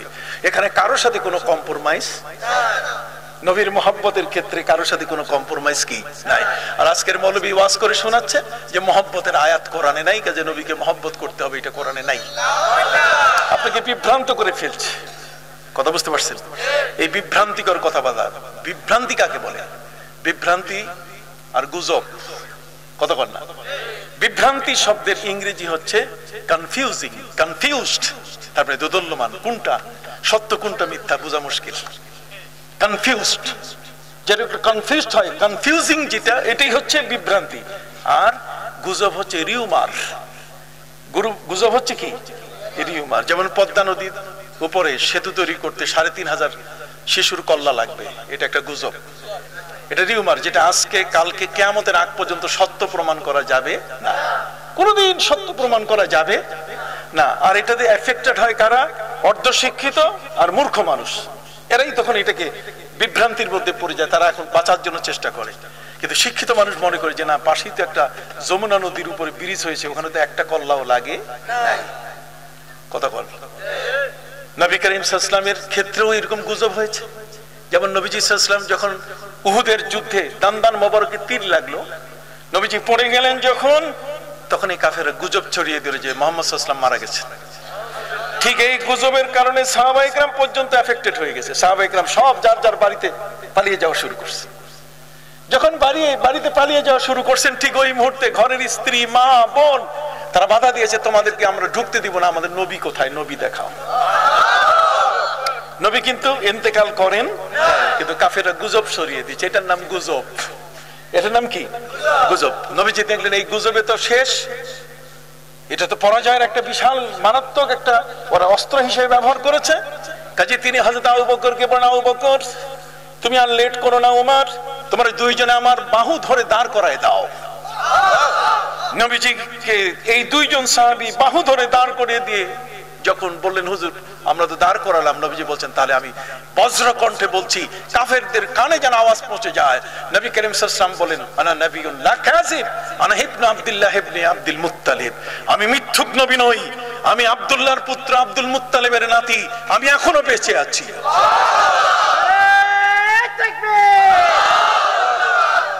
আমাদের প্রিয় নবী সাল্লাল্লাহু আলাইহি সাল্লামের বাণী। আল্লাহ বলেন তখন তো মেঠোফোন ছিল না। কি ছিল না? মেঠোফোন ছিল না, মোবাইল ছিল না। এই অত্যাধুনিক টেকনোলজি এবং প্রযুক্তি বিজ্ঞান যা আমাদেরকে আজ পৃথিবীর কথাগুলো, আমেরিকায় কথা বলছে আমি এখানে শুনতে পাচ্ছি, এগুলো ছিল না। আল্লাহ বলেন তখন এই মেঠোফোন আমি তৈরি করে দিয়েছি। আমি ওয়ান্নাবিয়্যু ইয়াদউকুম মিন ওয়ারাইকুম, নবী তোমাদের পিছন দিক থেকে ডাকতেছেন। নবী যখন বলছেন আমি বেঁচে আছি, এই কণ্ঠের আওয়াজটা ওই সাহাবীরা যারা নিজের ঘরে গিয়ে আশ্রয়, যারা মনে করেছেন যুদ্ধ শেষ, তাদের কানে আমি রিলে করে তাদের কানে আমি পৌঁছে দিলাম ইথার তরঙ্গের মাধ্যমে। আমার প্রিয় নবী এখনো বেঁচে আছেন, এই খবরটি যখন সাহাবায়ে কেরামের কানে পৌঁছে গেল, তখন সাহাবীরা বললেন এখন আর ঘরে প্রবেশ করার কোনো সুযোগ নাই, আবার যুদ্ধের ময়দানে ফিরে আসতে হবে। সাহাবায়ে কেরাম যুদ্ধের ময়দানে ফিরে আসলেন। এই যুদ্ধের ময়দানে ফিরে আসার পরে সেনা আইন ওয়াল ফিরারু মিনাজ যুহুফ, যদি কেউ যুদ্ধের ময়দান থেকে পালিয়ে যায় তাহলে তাকে ফায়ারিং স্কোয়াডে নিয়ে তাকে শেষ করতে হয়, মেরে ফেলতে হয়। কিন্তু নবী করিম সাল্লাল্লাহু আলাইহি ওয়াসাল্লাম এই সাহাবী যারা চলে গেছিলেন, নবীর সম্পর্কে যারা গুজব রটিয়েছিল, তাদের গুজবে কান দিয়ে যারা চলে গেছিলেন, তারা ফিরে আসার পরে লজ্জায় নবী করিম সাল্লাল্লাহু আলাইহি ওয়াসাল্লাম বললেন লজ্জার কিছু নাই, তোমরা ঘুমাও। নবী তাদেরকে 1 ঘন্টা টাইম দিয়েছেন ঘুমাবার জন্য। কয় ঘন্টা? যুদ্ধের ময়দানে মানুষের ঘুম আসে, কিন্তু নবী বলার সাথে সাথে সবার চোখে ঘুম চলে আসছে। জয়লাভের আরেকটা শক্তি হলো ফ্রেশ মাইন্ড। ঘুমাবার পরে, কথা বুঝতে পারছেন? ওয়াজআলনা নাওমা সুবাতা, ঘুম মানুষের জন্য প্রতিষেধক। ঘুমালে পরে একটা মানুষের ফ্রেশ মাইন্ড তৈরি হয়, তার শক্তি, সাহস, তার বলবীর্য তৈরি হয়। অতএব 1 ঘন্টার ঘুমে তাদের মানসিকতার মধ্যে একটা মানে পুরা ফ্রেশনেস, এক চমৎকার একটা যুদ্ধ করার মতো একটা শক্তি তৈরি হয়ে গেল। তারা আবার যুদ্ধের জন্য ফ্রিডম ফাইটার, ফ্রিডম মার্টার্স হয়ে যুদ্ধের ময়দানে তারা ঝেঁপে পড়লেন এবং বিজয় তারা ছিনিয়ে নিয়ে আসলেন। এইখানে নবী করিম সাল্লাল্লাহু আলাইহি ওয়াসাল্লাম সেনা আইনকে ব্যবহার করেন নাই। সুবহানাল্লাহ। সেনা আইনকে তিনি ব্যবহার করেন নাই, ফায়ারিং স্কোয়াডে দিয়ে ওদেরকে মেরে ফেলতে হবে এটাকে তিনি করেন নাই। যে কারণে আল্লাহ পাক রব্বুল আলামিন প্রশংসা করলেন, ফাবিমা রাহমাতিন মিনাল্লাহি লিনতা লাহুম ওয়ালাউ কুনতা ফাযযান গালিজাল কলবি লানফাদ্দু মিন হাওলিক। নবী সেদিন যে আপনি কমল কণ্ঠী হয়ে, আপনি যে কর্কশ ভাষায় তাদেরকে কিছু না বলে তাদেরকে সাদরে গ্রহণ করেছেন, এটা আল্লাহর রহমত হওয়ার কারণেই আপনি এমনটা করেছেন, অতএব আপনি তো দয়াল নবী। আপনার সেদিন ক্ষমা সুন্দর এই আচরণটাই এই যুদ্ধের জয় ছিনিয়ে এনেছে। বিজয় দানের ক্ষেত্রে আপনার এই সুন্দর আচরণটি সেদিন কাজ করেছে, ফলপ্রসূ কাজ করেছে আপনার সুন্দর সুন্দর আচরণটা। যাও সম্মানিত সুধী ভাইরা আমার, খুব সংক্ষিপ্ত ভাবে আমাকে বলে যেতে হবে, খুব সংক্ষিপ্ত ভাবে আপনাদের কাছে আবেদনগুলো রেখে যেতে হবে। আর সেটা হলো যে শাহ ওলিউল্লাহ মুহাদ্দিস দেহলভী, যার সাথে উপমহাদেশের কোন একজন মুহাদ্দিস যদি তার হাদিসের সনদ না বলে, তাহলে হাদিসের সনদের ইত্তিসাল চেন, কথা বুঝতে পারছেন, সালসালাতুজ যাহাব, তার মানে যে চেনটা রয়েছে, কোন মুহাদ্দিস যিনি হাদিস বিশারদ, তিনি কওমি মাদ্রাসাওয়ালা হোক আর আলিয়া মাদ্রাসাওয়ালা হোক, যেই মাদ্রাসাওয়ালাই হোক না কেন, যারাই মুহাদ্দিস হাদিস পড়াবেন তাদের সিলসিলায় সনদের যে একটা ধারাবাহিকতা, কথা কন না, যেমন আমার নবী করিম সাল্লাল্লাহু আলাইহি ওয়াসাল্লাম থেকে সনদের ধারাবাহিকতায় আমি হলাম 34তম ব্যক্তি। আমি হলাম 34তম ব্যক্তি। এই জন্য আমরা ছাত্রদেরকে বুখারী সবক দিই। এই জন্য আমার নিজের প্রতিষ্ঠান আছে একটা কামিল মাদ্রাসা, কিন্তু যে ছেলেটা অর্থাৎ যিনি এই প্রাইভেটে কামিল পাস করেছে, আমি কোনোদিন তাকে মাদ্রাসায় আমি মুহাদ্দিস হিসেবে নিয়োগ দেই না, যেহেতু সরাসরি সে উস্তাদ পায় নাই, সে বই পড়ে পরীক্ষা দিয়েছে, সে নোট পড়ে পরীক্ষা দিয়েছে, তাকে আমি কখনো নিয়োগ দেই না, আমার প্রতিষ্ঠানে কখনো নিয়োগ দেই না। প্রাইভেটে এসে পাস করেছে, প্রাইভেটে পাস করে সে উস্তাদ পায় নাই, কথা কন না। তাহলে বিল মুসাফা ও বিল মুআসারা, সামনাসামনি হইতে হবে, অথবা এক মানে ইয়ার বেস হইতে হবে, ইয়ার মেট হতে হবে তাকে। এটা অনেক লম্বা কথা, আমি সেদিকে যাচ্ছি না। যে কথাটি বলতে চাই আপনার কাছে, যে আল্লাহ পাক রব্বুল আলামিনের যতগুলো নিদর্শন আছে, শাহ ওলিউল্লাহ মুহাদ্দিস দেহলভী রাহমাতুল্লাহ আলাইহি যিনি হুজ্জাতুল্লাহিল বালেগা লিখেছেন, বিশাল বড় মুহাদ্দিস, একদিকে মুহাদ্দিস, আরেকদিকে তরিকতের ইমাম, আরেকদিকে তরিকতের কি, আমরা যারা সারসিনা সিলসিলার, তাদের তরিকতের দিক থেকে হযরত শাহ ওলিউল্লাহ মুহাদ্দিস দেহলভী রাহমাতুল্লাহ আলাইহির সাথে আমাদের সম্পর্ক আছে। তার মানে সারসিনা, ফুরফুরা, সুফি ফতেহ আলী ওয়াইসি, সুফি নূর মোহাম্মদ নিজামপুরি, সৈয়দ আহমদ শহীদ বেরেলভী, তারপর হযরতে আব্দুল আজিজ দেহলভী, তারপর হযরতে শাহ ওলিউল্লাহ মুহাদ্দিস দেহলভী রাহমাতুল্লাহ আলাইহি পর্যন্ত আমাদের তরিকার সনদ আছে। সনদ মানে দলিল, সনদ মানে কি দলিল, সনদ অন্য কিছু নয়। সনদ ছাড়া কিন্তু আপনি নিজেকে প্রমাণ করতে পারবেন না। আপনার বাবা, দাদা ইত্যাদি এগুলোর নাম আপনার জানতে হবে। আমরা তো নাতি দাদার নাম জানি না, আমরা নাতি নানির নাম কইতে পারি না, কতক্ষণ না। এখানে বেশ কিছু ছেলে বসে আছে যারা তার দাদির নাম বলতে পারবে না, কয়টা জানি না। না, আমার নবীজি বলছেন তোমরা তোমাদের সন্তান, তাদের কাছে, তোমাদের প্রজন্মের কাছে তোমাদের আত্মীয় স্বজনের নাম লিস্ট করে রাখবে, কে তোমার চাচা, কে তোমার ভাই, কে তোমার ভাতিজা, এগুলো লিখে রাখবে, যাতে তোমার ভবিষ্যৎ প্রজন্ম মনে করতে পারে এরা আমাদের আত্মীয়। না হলে তারা ভুলে যাবে যে এরা আমাদের কেউ না।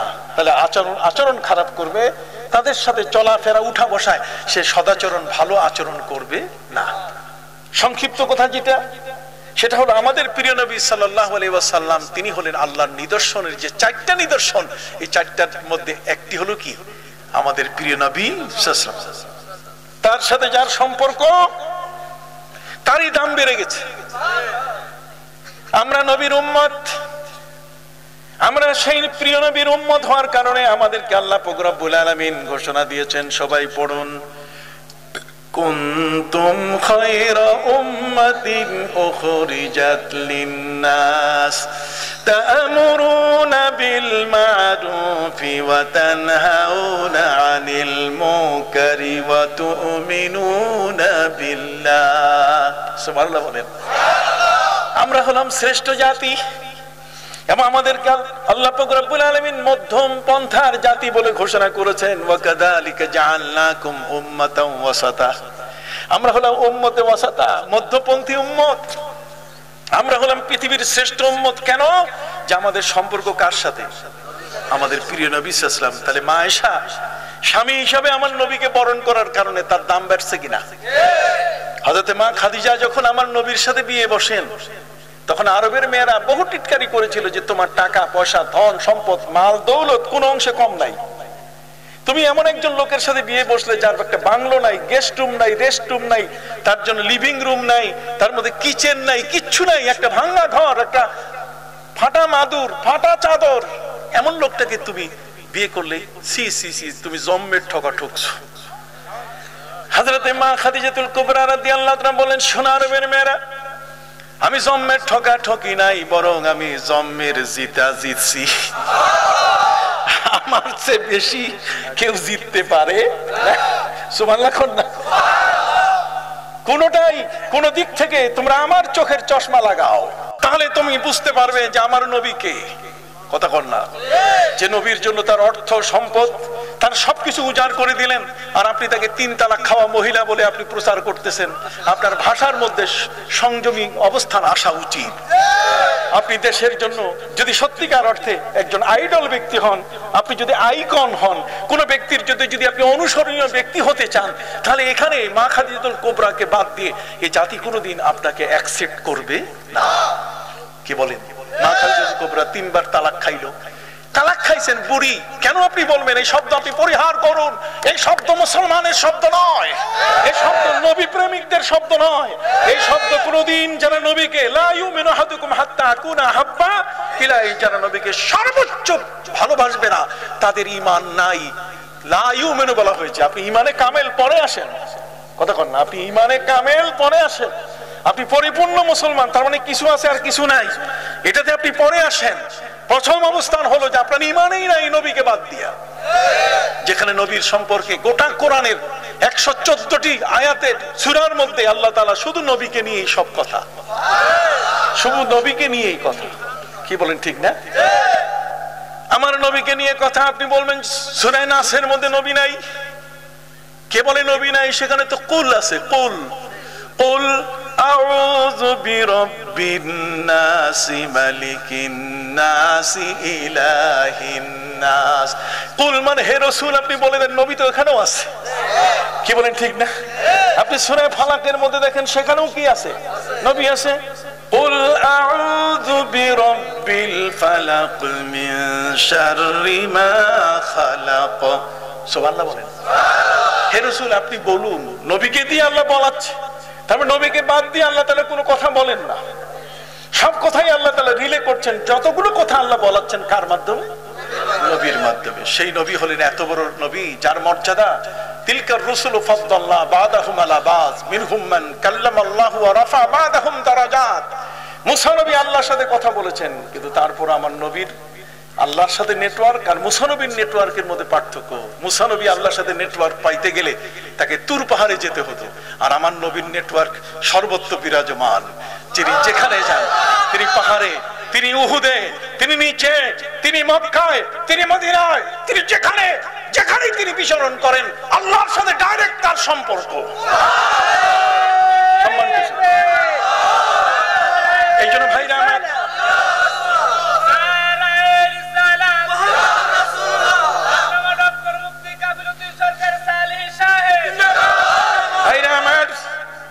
এই জন্য বিনয়ের সাথে আপনাদের কাছে বলতে চাই, কোরআনের জিস্ট, কোরআনের সারাংশ, এর মূল বিষয়টা, এর থিম কোনটা, এর থিঙ্কিং কোনটা, এর আসল নির্যাস কোনটা, এই নির্যাসটা আপনাকে নিতে হবে। উপরে ভাষা ভাষা থাকলে আপনাকে হবে না। আমরা এই কারণে বলে থাকি যে নবী করিম সাল্লাল্লাহু আলাইহি ওয়াসাল্লাম, শাহ ওয়ালিউল্লাহ মুহাদ্দিস দেহলভী রাহমাতুল্লাহি আলাইহি বলেছেন, কত বড় মহাপণ্ডিত, হাদিসের মহাবিশারদ, যিনি তার জীবনে স্বাভাবিক ভাবে তিনি চলেন নাই, তিনি পর্দা করে চলতেন। এইভাবে চোখের মধ্যে পর্দা লাগাইতেন। শাহ ওয়ালিউল্লাহ মুহাদ্দিস দেহলভী রাহমাতুল্লাহ, আমি তার মাজার জিয়ারত করেছি। তিনি মুখের উপরে তিনি পর্দা করতেন মহিলাদের মতো। এই উপমহাদেশের মধ্যে 2 জন ওলি এই পৃথিবীতে এসেছেন যারা মুখে পর্দা লাগাতেন। তার মধ্যে একজন ভারতে আর একজন আমাদের দেশে। উনি কে? না না না, উনি কে? হযরত শাহ মাকদুম রূপোস। রূপোস, রু রু রু মানে রুমাল, রুমাল মানে রু মানে মুখমণ্ডল, আর পোষ মানে ঢাকা, যিনি মুখ ঢেকে রাখেন। রূপোস, রূপোস। এর থেকে একটা হচ্ছে মাস্কুলিন জেন্ডার, একটা ফেমিনিন জেন্ডার। ফেমিনিন জেন্ডার হচ্ছে রূপসী। রূপসী হচ্ছে ওই মহিলা যে মুখ ঢেকে রাখবে, আর এখনকার রূপসী হলো যে মুখ খোলা রাখবে। কথা বুঝেন নাই? আমরা শব্দের বিবর্তন শুরু করে দিয়েছি। শব্দের এটা প্র্যাকটিসটা হচ্ছে একটা অযাচিত অন্যায় একটা প্র্যাকটিস। কি বলেন ঠিক না? আগের যুগে মোস্তান শব্দ ব্যবহার হতো, এখন মোস্তান আর আগের মোস্তানের মধ্যে পার্থক্য। বর্তমান মোস্তান যে ডেগার মারে, অশান্তি সৃষ্টি করে, আর আগেরকার মোস্তান তাদেরকে বলে যে যারা আল্লাহর জন্য পাগল, তাদেরকে বলে কি মোস্তান। মোস্তান মানে যারা আল্লাহর জন্য কি পাগল। সেই শব্দটা আজকে ব্যবহার হচ্ছে ভিন্ন অর্থে। কথা কি বুঝতে পারছেন? এগুলো আমরা করছি, আমরা অহরহ করছি। আমরা চাচা শব্দ বাদ দিয়ে এখন আঙ্কেল নিয়ে এসেছি। কথা কর না। অথচ সেই আঙ্কেল শব্দটা আমি ইংল্যান্ডে জিজ্ঞেস করলাম যে তোমাদের আঙ্কেল আমাদের দেশে পাঠাই দিলা? ওরা বলছে যে হ্যাঁ। আমি বলো আঙ্কেল মানে কি? আঙ্কেল মানে যে জুতা মুসি যে, তারে আমরা আঙ্কেল বলি। আর সে আঙ্কেল এখন আমার মহান চাচা। দুনিয়ার মধ্যে চাচা, খালু আর ফুপা, এই তিনজন, তিন ধরনের ব্যক্তি। কথা কন না। চাচা যিনি, তিনি আমার বাবার ভাই, কথা বলেন না? ঠিক এমনি করে খালু যিনি আমার খালার স্বামী, কথা কন না? টিপ ভাইদের খেদমতে আরজ করতে চাই। অনুরূপ ভাবে যিনি আমার বাপের বোনের স্বামী, তাকে আমি ফুপা বলে ডাকি, ঠিক কিনা? আর আপনি আঙ্কেল একসাথে বলেন আঙ্কেল, আপনি আঙ্কেল বলে ফেললেন। আপনি বলেন আন্টি, আন্টি আর আঙ্কেল, নো, এটা কভারেজ দিবে না। তিনটা শব্দকে, তিনটি আত্মীয়তার এই বন্ধনকে একটা শব্দ দিয়ে কভারেজ দিবে না। খেয়াল করছেন কথাটা? এগুলো কিন্তু আমরা অহরহ ব্যবহার করছি। যাই হোক, সম্মানিত সুধী, আমাদের প্রিয় নবী সাল্লাল্লাহু আলাইহি ওয়াসাল্লামের যে অবস্থানটা, তার মানগত যে বিষয়টা, সেটা হলো এটা তাজিম করতে হবে। ওয়া ইউআযযিম শাআইরাল্লাহ। নবীর এই যে নিদর্শন, নবী যে একজন নিদর্শনের মহান ব্যক্তি, তাকে কি করতে হবে? সম্মান করতে হবে। তাহলে নবীর সম্মান এখন কোনটা? এক তো নবী হিসেবে তাকে সম্মান করা, আরেকটা হলো নবীজি সাল্লাল্লাহু আলাইহি ওয়াসাল্লামের সাথে যেগুলো জড়িত, এগুলোকে কি করা। আচ্ছা, আপনারা সবাই একটু খোলামেলা কন্ত ভাই। আমি তো প্রথম আসলাম বোধহয় এখানে, এই ফনিসারে আসলাম কি প্রথম আসছে। আপনি বলেন তো, নবীজির জামাটার দাম কি কোনো অংশে কম? কথা বল। নবীর গায়ে যেটা স্পর্শ করেছে সেই জামা, জুব্বা মোবারকের দাম কম? এই জুব্বা মোবারক পাওয়ার জন্য কত পাগলের পাগলামি। নবীজির জুব্বা মোবারক পাওয়ার জন্য নবীর জীবনের সবচেয়ে বড় শত্রু, যে নবীর পরিবারকে নবীর ঘর থেকে বাপের বাড়ি পাঠাবার ব্যবস্থা করেছে, আব্দুল্লাহ ইবনে উবাই ইবনে সলুল, মুনাফিক। সে মা আয়েশা রাদিয়াল্লাহু তাআলার প্রতি অপবাদ দিয়েছিল। কথা বল না। অপবাদ দিয়েছিল এই আব্দুল্লাহ ইবনে উবাই ইবনে সলুল। এটা গ্রেট মুনাফিক। ইন্নাল মুনাফিকিনা ফি দারকিল আসফালি মিনান নার। জাহান্নামের সবচেয়ে নিচের যে কঠিন শাস্তির জায়গাটা, এটা কার জন্য? মুনাফিক। নবীজি মক্কায় মুশরিক প্রকাশ্য শত্রু দেখেছেন, কিন্তু গোপন শত্রু তিনি দেখেন নাই। গোপন শত্রু পেলেন কোথায়? মদিনায়। কেন? যা মুখে আছে তা, যা বুকে আছে তা মুখে নাই। কথা কন না। ওয়াইজা লাকুল্লাযীনা আমানু ক্বালু আমান্না ওয়াইদা খালাউ ইলা শায়াতিনহিম ক্বালু ইন্না মাআকুম ইন্নামা নাহনু মুস্তাহজিউন। আপনি জানেন এই মুনাফিক আব্দুল্লাহ ইবনে উবাই ইবনে সলুল, তার পাগড়ি 21 হাত লম্বা, ইয়া বড় জুব্বা, ধরার ক্ষমতা নাই। আব্দুল্লাহ ইবনে উবাই ইবনে সলুলের চেলা চামুন্ডারে জিজ্ঞাসা করে, স্যার আপনি তো মুনাফিক, আপনি তো দোদেল বান্দা, কালেমা চোর, না পায় শ্মশান না পায় গোড়, মুযাবযাবিনা বাইনা যালিকা লা ইলাহা ইল্লা ওয়া লা ইলাহা ইল্লা। আপনার তো ঠিক নাই। এখন আবু বকর সিদ্দিক আসতেছে, আবু বকর সিদ্দিকের কাছে আপনি কিভাবে পরিচয় তুলে ধরবেন? বেটা দাঁড়াও, স্টেজে মাইরে দিব। কথা বুঝতে পারছেন? হযরত আবু বকর সিদ্দিক রাদিয়াল্লাহু তাআলার সামনে যখন এসেছে, তখন তাকে লম্বা সালাম দিয়েছে, আসসালামু আলাইকা ইয়া আবা বকরিন বাযিল আল মাল ফি সাবিলিল্লাহ। হে আবু বকর, যার সকল সম্পদ আল্লাহর রাস্তায় আপনি উজাড় করে দিয়েছেন, আপনার প্রতি শান্তি বর্ষিত হোক। এমন লম্বা সালাম দিয়েছে। আবু বকর সিদ্দিক মনে করছে এটা তো 1 নম্বর মুসলমান। আসলে কিন্তু 1 নম্বর মুসলমান না, এটা বিনা উযুতে নামাজ পড়তো, নবীর পিছনে গোলমাল করতো, বুড়া মানুষ, একটা আরেকটারে গুতা দিয়ে কুক কুক করে হাসতো। নবীজি একদিন আসরের নামাজ শেষ করে তিনি খেপে গেলেন। কথা বুঝেন না? নবীজি রাগ করলেন। খেপে গেলেন মানে নবী কি রাগ করলেন? আল্লাহর হাবিব সাল্লাল্লাহু আলাইহি ওয়াসাল্লাম তিনি রাগ করে তিনি মিম্বারে বসে গেলেন। আসরের নামাজ পড়ে নবী মিম্বারে বসা। নবী মিম্বারে বসে নবী ত্রুটি দেখলে কখনো তিনি ছাড়তেন না। হিজরতের সময় যারা হিজরতে আসছে, কিন্তু মুহাজিরে উম্মে কায়েস সে আসছে বিয়ে করার জন্য মদিনায়, নবী করিম সাল্লাল্লাহু আলাইহি ওয়াসাল্লাম সাথে সাথে মিম্বারে তিনি বক্তব্য দিলেন, ইন্নামাল আমালু বিন্নিয়াত ওয়া ইন্নামা লিইমরিইম মা নাওয়া ফামান কানাত হিজরাতুহু ইলাল্লাহি ওয়া রাসূলিহি ফাহিজরাতুহু ইলাল্লাহি ওয়া রাসূলিহি ওয়া মান কানাত হিজরাতুহু ইলা দুনিয়া আও ইলা ইমরাআতিন ইয়ানকিহুহা ফাহিজরাতুহু ইলা মা হাজারা ইলাইহি। নবী করিম সাল্লাল্লাহু আলাইহি ওয়াসাল্লাম বলেন, নিয়ত শুদ্ধ করে এখানে হিজরত করতে হবে।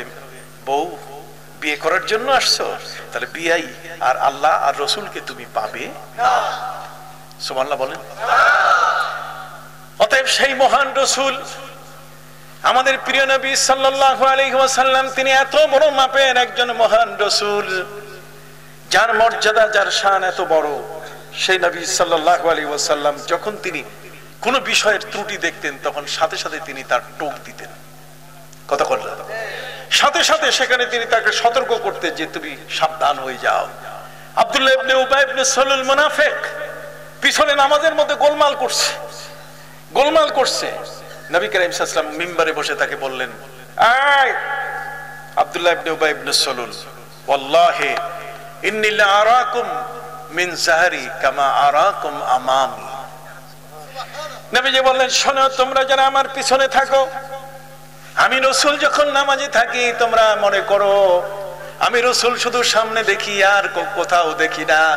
আল্লাহর নবী সাল্লাল্লাহু আলাইহি ওয়াসাল্লাম বললেন, ওয়াল্লাহি, খোদার কসম, ইন্নী লা আরাকুম মিন যাহরি, আমি তোমাদেরকে পিছন দিক থেকে দেখি, কামা আরাকুম আমামি, যেমনটা আমি তোমাদেরকে সামনে দেখি। নবী বলছেন, আমি তোমাদেরকে সামনে যেমন দেখি আমি পিছনেও কি তেমন দেখি। এখন আপনি তো বলবেন, নবী আমার বড় ভাই, নালে আমার ছোট ভাই, নবীকে আপনার সাথে মিলাচ্ছেন। ইন্নামা আনা বাশারুম মিসলুকুম, আপনি নবীকে নিজের মতো আপনি করে বলছেন যে আমি যেমন নবীও তেমন না। এটা আবু জাহালের কথা। আবু জাহাল বলেছে, গর্ব সুরত আদমি ইনসান বুদে, গর্ব সুরত আদমি ইনসান বুদে, আহমদ আবু জাহাল এক সাবুদে। আবু জাহাল বলছে, আমার দুইখান ঠ্যাং আছে, পাও আছে, মুহাম্মদ সাল্লাল্লাহু আলাইহি ওয়াসাল্লামের দুখানা ঠ্যাং পাও আছে, তার সাথে আমার তো কোনো বৈসাদৃশ্য, তার সাথে আমার তো কোনো বৈপরীত্য নাই, কাজে উনি আর আমি এর মধ্যে পার্থক্য কোথায়? সম্মানিত সুধী, নবী করিম সাল্লাল্লাহু আলাইহি ওয়াসাল্লাম বলছেন, আইয়ুকুম মিসলি, বলো আমার মতো কে আছো তোমরা? দেখেন কত বড় কথা, আইয়ুকুম মিসলি, আমার মতো কে আছো? তাহলে আমার মতো কে আছো, তার মানে আমার মতো তোমরা কেউ নও। আমার নবী বলেন, আমার মধ্যে 40 জন জান্নাতি ব্যক্তির শক্তি আমার গায়ে আছে। কত? আর একজন জান্নাতি ব্যক্তির গায়ের শক্তি পৃথিবীর 100 ব্যক্তির গায়ের শক্তি। কথা বুঝেন নাই? নবীর শক্তি যেমন তেমন। সেই নবী সাল্লাল্লাহু আলাইহি ওয়াসাল্লাম বলছেন, আইয়ুকুম মিসলি, কে আছো আমার মতো তোমরা? আঙ্গুল দিয়ে আমি চাঁদ দ্বিখণ্ডিত করেছি, তোমরা করে দেখাও তো। হাতের মধ্যে আবু জাহালের হাতে বড়ই। আবু জাহাল বলছে, মোহাম্মদ বলো তো হাতে কি?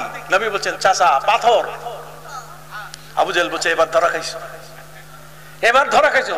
নবীজি বলেন, হাত খুলেন, মুষ্টি খুলেন।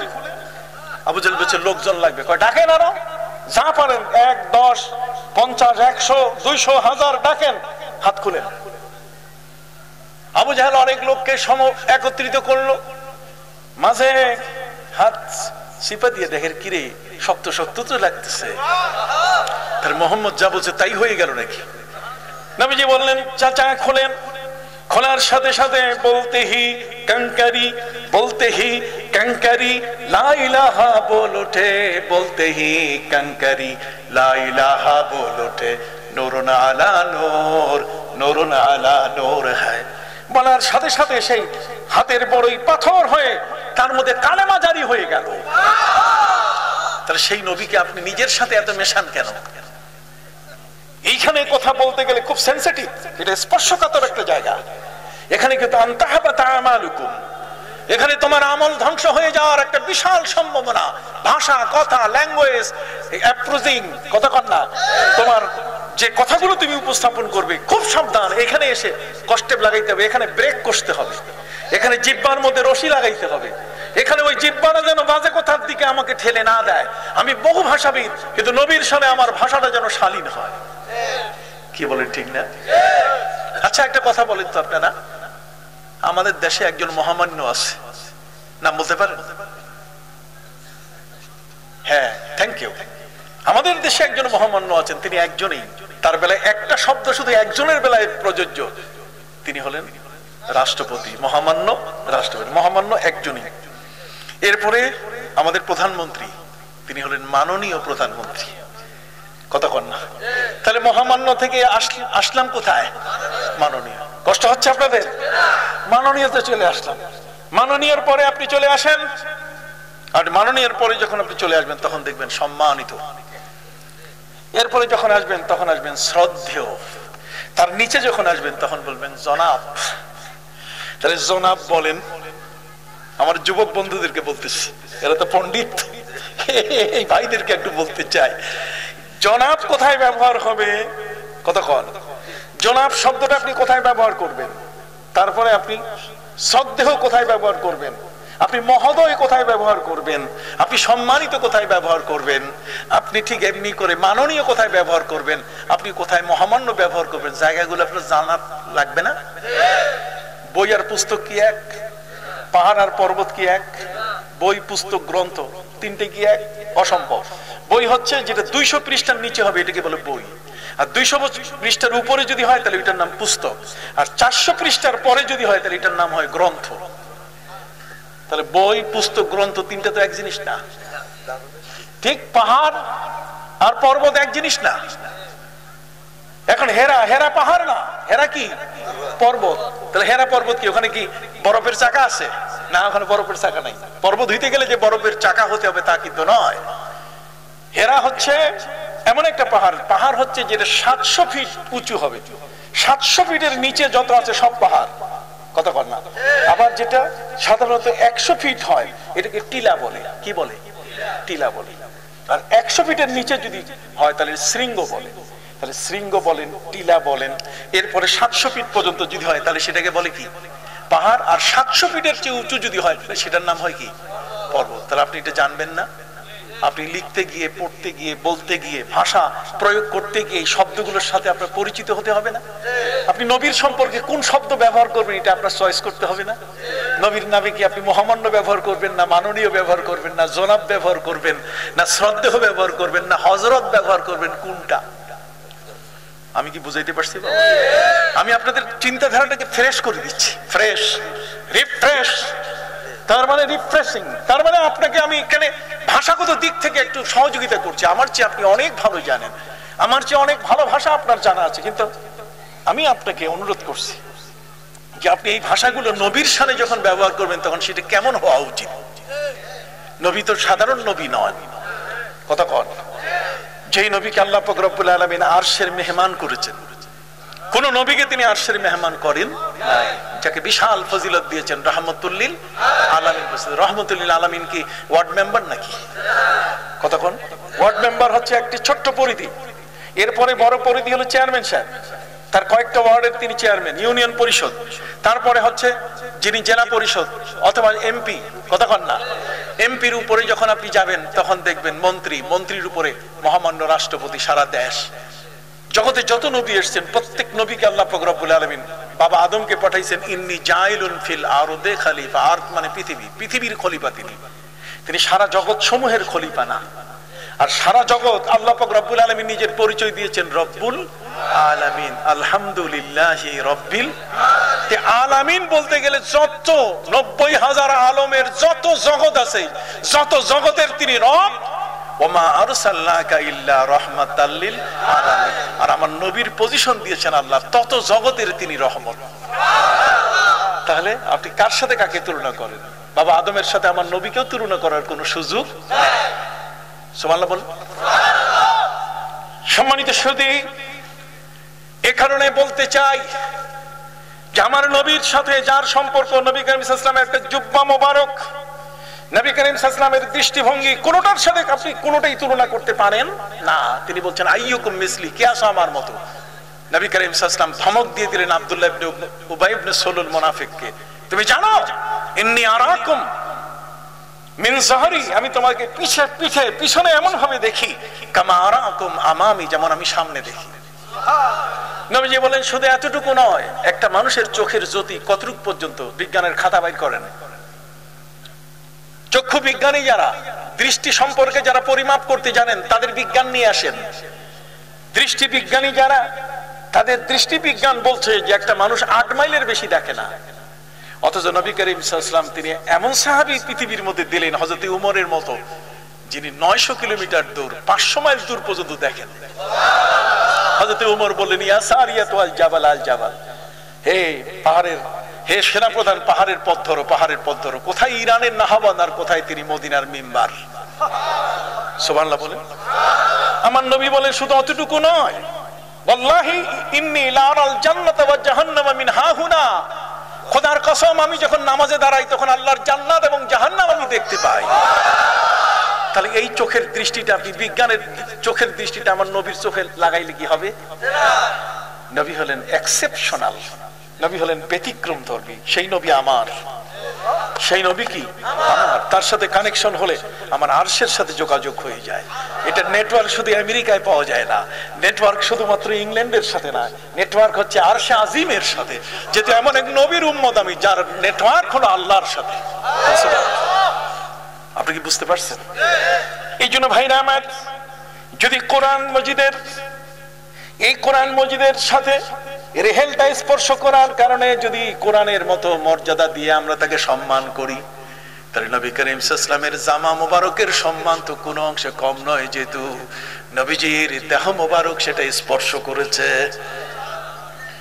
নবীজি বললেন, ওমর, আলী, তোমরা দুইজনে আমার জুব্বাটা ওই প্রেমিক ওয়াইস কারণীকে নিয়ে দাও। ওয়াইস কারণীর সাথে নবীর দেখা হয় নাই, জুব্বা পাওয়া এত বড় সহজ ব্যাপার নাকি? সম্মানিত সুধী, যে লোকটা জীবন ভর নবীর সাথে মুনাফিকি করলো, সেই লোকটা মারা যাচ্ছে। কথা বলেন কি? আবার বলেন কি? মারা যাচ্ছে। মারা যাওয়ার সময় তার ছেলে, বাপের নাম যেটা, ছেলের নামও সেটা। বাপের নাম হলো আব্দুল্লাহ আর ছেলের নামও কি? আব্দুল্লাহ। অবাক কাণ্ড। বাপ বেটা, এখন একজনকে ডাকলে, ছেলেকে ডাকলে বাপ হা কয়, বাপকে ডাকলে ছেলে কি হা। বাপের নাম হলো আব্দুল্লাহ ইবনে উবাই ইবনে সালুল, আর ছেলের নাম আব্দুল্লাহ। আব্দুল্লাহ মুসলমান হয়ে গেছে, কিন্তু বাপ মুসলমান হয় নাই। বাবা হযরতে নবী করিম সাল্লাল্লাহু আলাইহি ওয়াসাল্লামের পরিবারের উপর আক্রমণ করেছে, বিনা ওযুতে নামাজ পড়ে, 21 হাত পাগড়ি পড়ে, নবী করিম সাল্লাল্লাহু আলাইহি ওয়াসাল্লামের নামাজে ডিস্টার্ব করে। এত জঘন্যতম মুনাফিক মুসলমানের মজলিসের কথাগুলো কাফেরদের কাছে রিলে করে প্রচার করে। অতএব তার শাস্তি মহা কঠিন। এই শাস্তির কথা সে জানতে পেরে যে কবরে তো ফিরিস্তা আমারে ছাড়বে না, মুগুর দিয়ে গুর্জ মারবে। কথা বল না? তো যখন মুগুর দিয়ে গুর্জ মারবে তখন তো বাঁচার কোনো উপায় নাই। এই জন্য সে আগের থেকে লাইন করতেছে।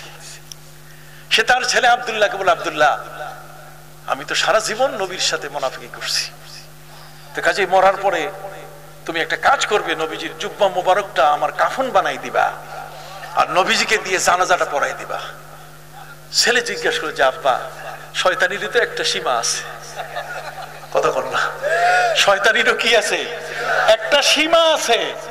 আপনি সারা জীবন নবীকে খোঁচালেন, ওয়াখুস্তুম কাল্লাযী খাদু, সারা জীবন নবীকে আপনি খোঁচা দিলেন, কত রকম নবীর উপরে আক্রমণ করলেন, নবীর ইজ্জত হানি করলেন, তার নিজের পরিবার মা আয়েশাকে 1 মাসের জন্য বাপের বাড়িতে আপনি অপবাদ দিয়ে, কোরআন আয়াত না হলে, কোরআনের আয়াত নাযিল না হলে মা আয়েশা তালাক হয়ে যেত।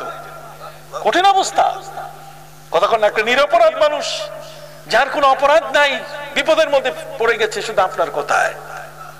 অতএব বাবা, কবরের মধ্যে আপনাকে দেওয়া হবে কাফনটা নবীর জামা দিয়ে, এটা দরকারটা কি? আপনি এগুলো বাদ দেন। আব্দুল্লাহ ইবনে উবাই ইবনে সালুল মুনাফিক বলছে, বেটা, তোরে জন্ম দিছি তো আমি, আমার চেয়ে বেশি মগজ আছে তোমার। কয়, কেন, কি হয়েছে?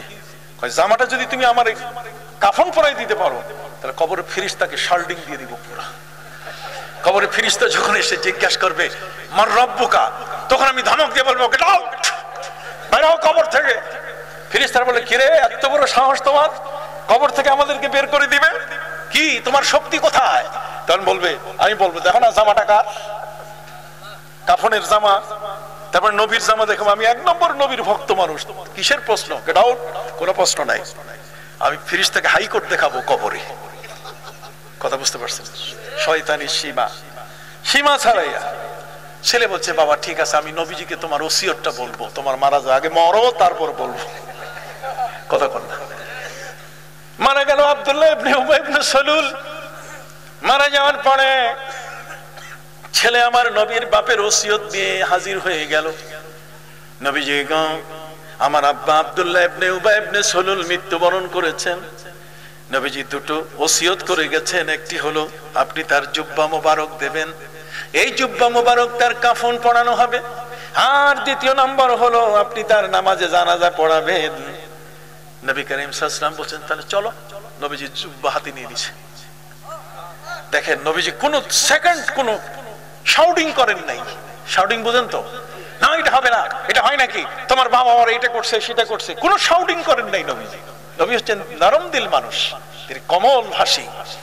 অতএব প্রিয় নবী সাল্লাল্লাহু আলাইহি ওয়াসাল্লাম তিনি কোন রকম শাউটিং না করে তিনি আমার নবী সাল্লাল্লাহু আলাইহি ওয়াসাল্লাম তিনি বললেন, চলো জানাজাটা পড়াই দিয়ে আসি, আর আমার জুব্বা দিয়ে ওরে কাফন পড়াই। দেখছেন কত বড় শত্রু নবীর পরিবারের উপরে যে আক্রমণ করেছে, নামাজের ভিতরে যে লোকটা গোলমাল করে, মুসলমানের গোপন খবরগুলো যে কাফেরের কাছে নিয়ে প্রচার করে, সেই লোকটার নবী এখন জানাজার নামাজ পড়তে যাচ্ছেন। দিস ইজ আওয়ার ইসলাম। এটাই হলো আমার ধর্ম, এটাই হলো আমার ধর্মের মূল আদর্শ, যে আমরা শত্রুকে কোনোদিন শত্রুর কাছে কখনো তাকে আমরা প্রতিহিংসা পরায়ণ হয়ে তার কাছে আমরা প্রতিশোধ নিতে জানি না, আমরা ক্ষমা করতে চাই। ওয়াফু ওয়াসফাহ, ক্ষমা করো, ক্ষমা করো। আল্লাহ বলেছে ক্ষমা, ওয়াসলহু খায়র, সন্ধি উত্তম। সুবহানাল্লাহ বলেন। সমঝোতাই হলো উত্তম, উস্কাই দেওয়া নয়, উস্কাই দেওয়া নয়, কারো ক্ষতি করা নয়, বরং সমঝোতাই হলো কি উত্তম।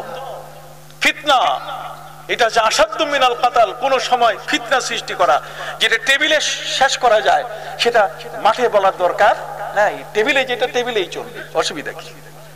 যা হোক সম্মানিত সুধী, প্রাণের ভাইরা, আপনাদের খেদমতে আরজ করতে চাই, নবীজি রওনা হয়ে গেলেন। আমার নবীজির জুব্বা মুবারক সাথে নবীজি জানাজার নামাজ পড়াতে যাচ্ছেন। সাহাবায়ে কেরামের দল রেডি।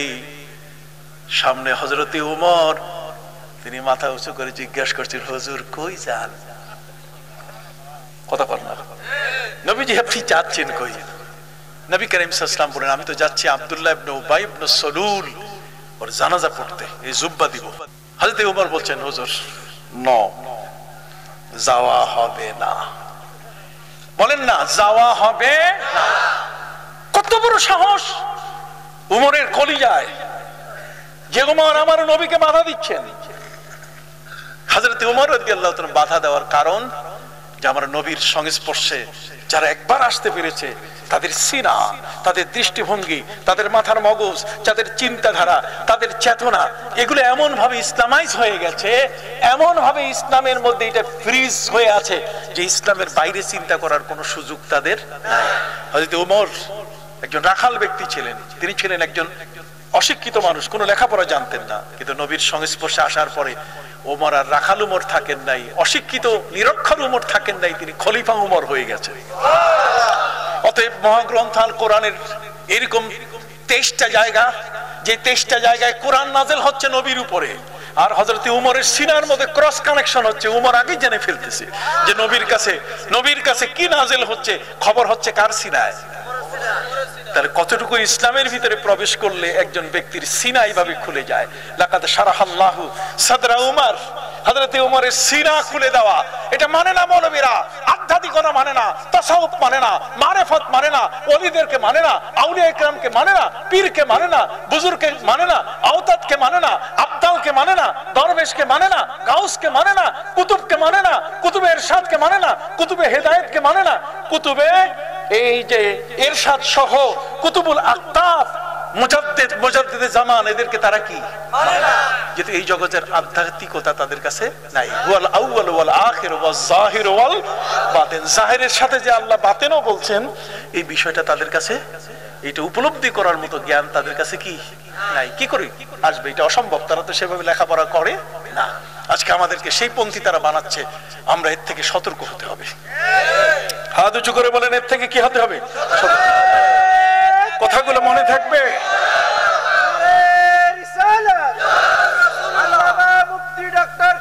নাসির সরকার সানি সাহেব। সম্মানিত সুধী, হযরতে ওমর, কোরআনের আয়াত নাযিল হয় নবীর সিনার মধ্যে, আর ক্রস কানেকশন হয় কার সিনায়?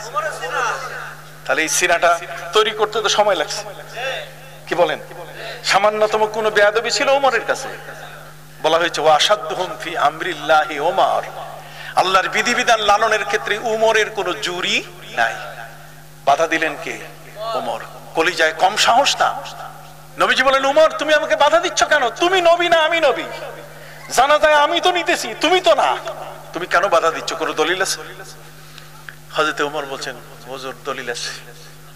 তাহলে কোরআনের দলিল? হ্যাঁ কোরআনের দলিল আছে, আমি না বুঝে আপনাকে বাধা দিইনি, যাওয়া হবে না।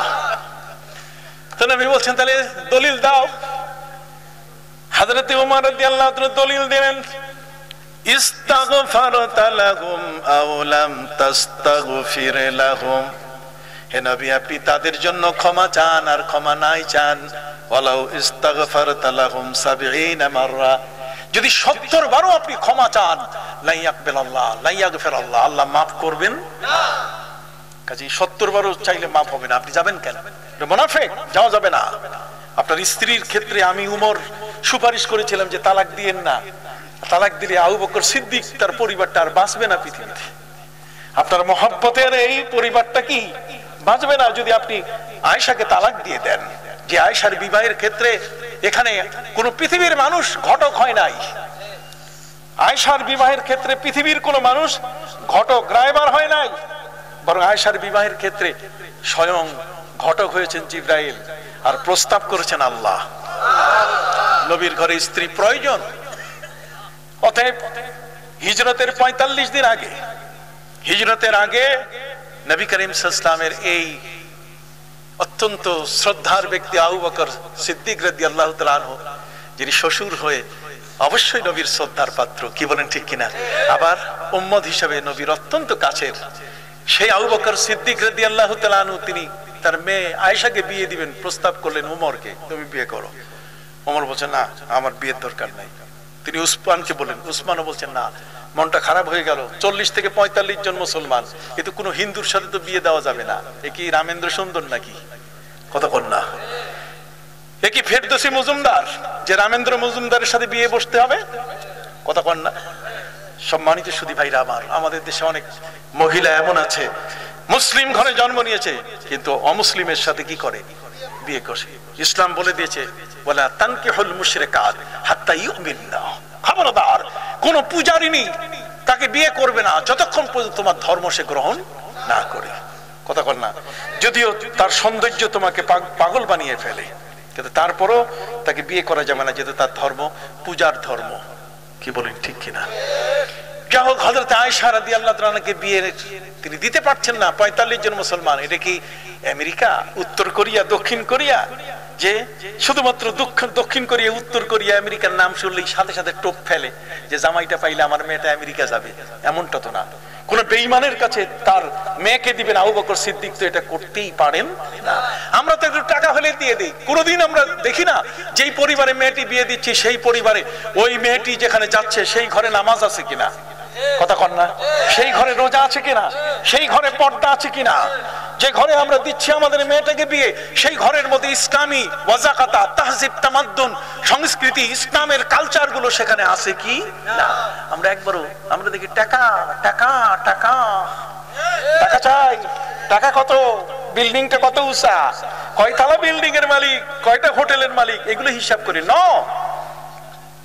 আমাকে দেখতে হবে যে দিনদারি আছে কিনা। কি বলেন ঠিক কিনা? তার মধ্যে দিন আছে কিনা। দিন না থাকলে তার সাথে আত্মীয়তা করা যাবে না। দিন একান্ত প্রয়োজন।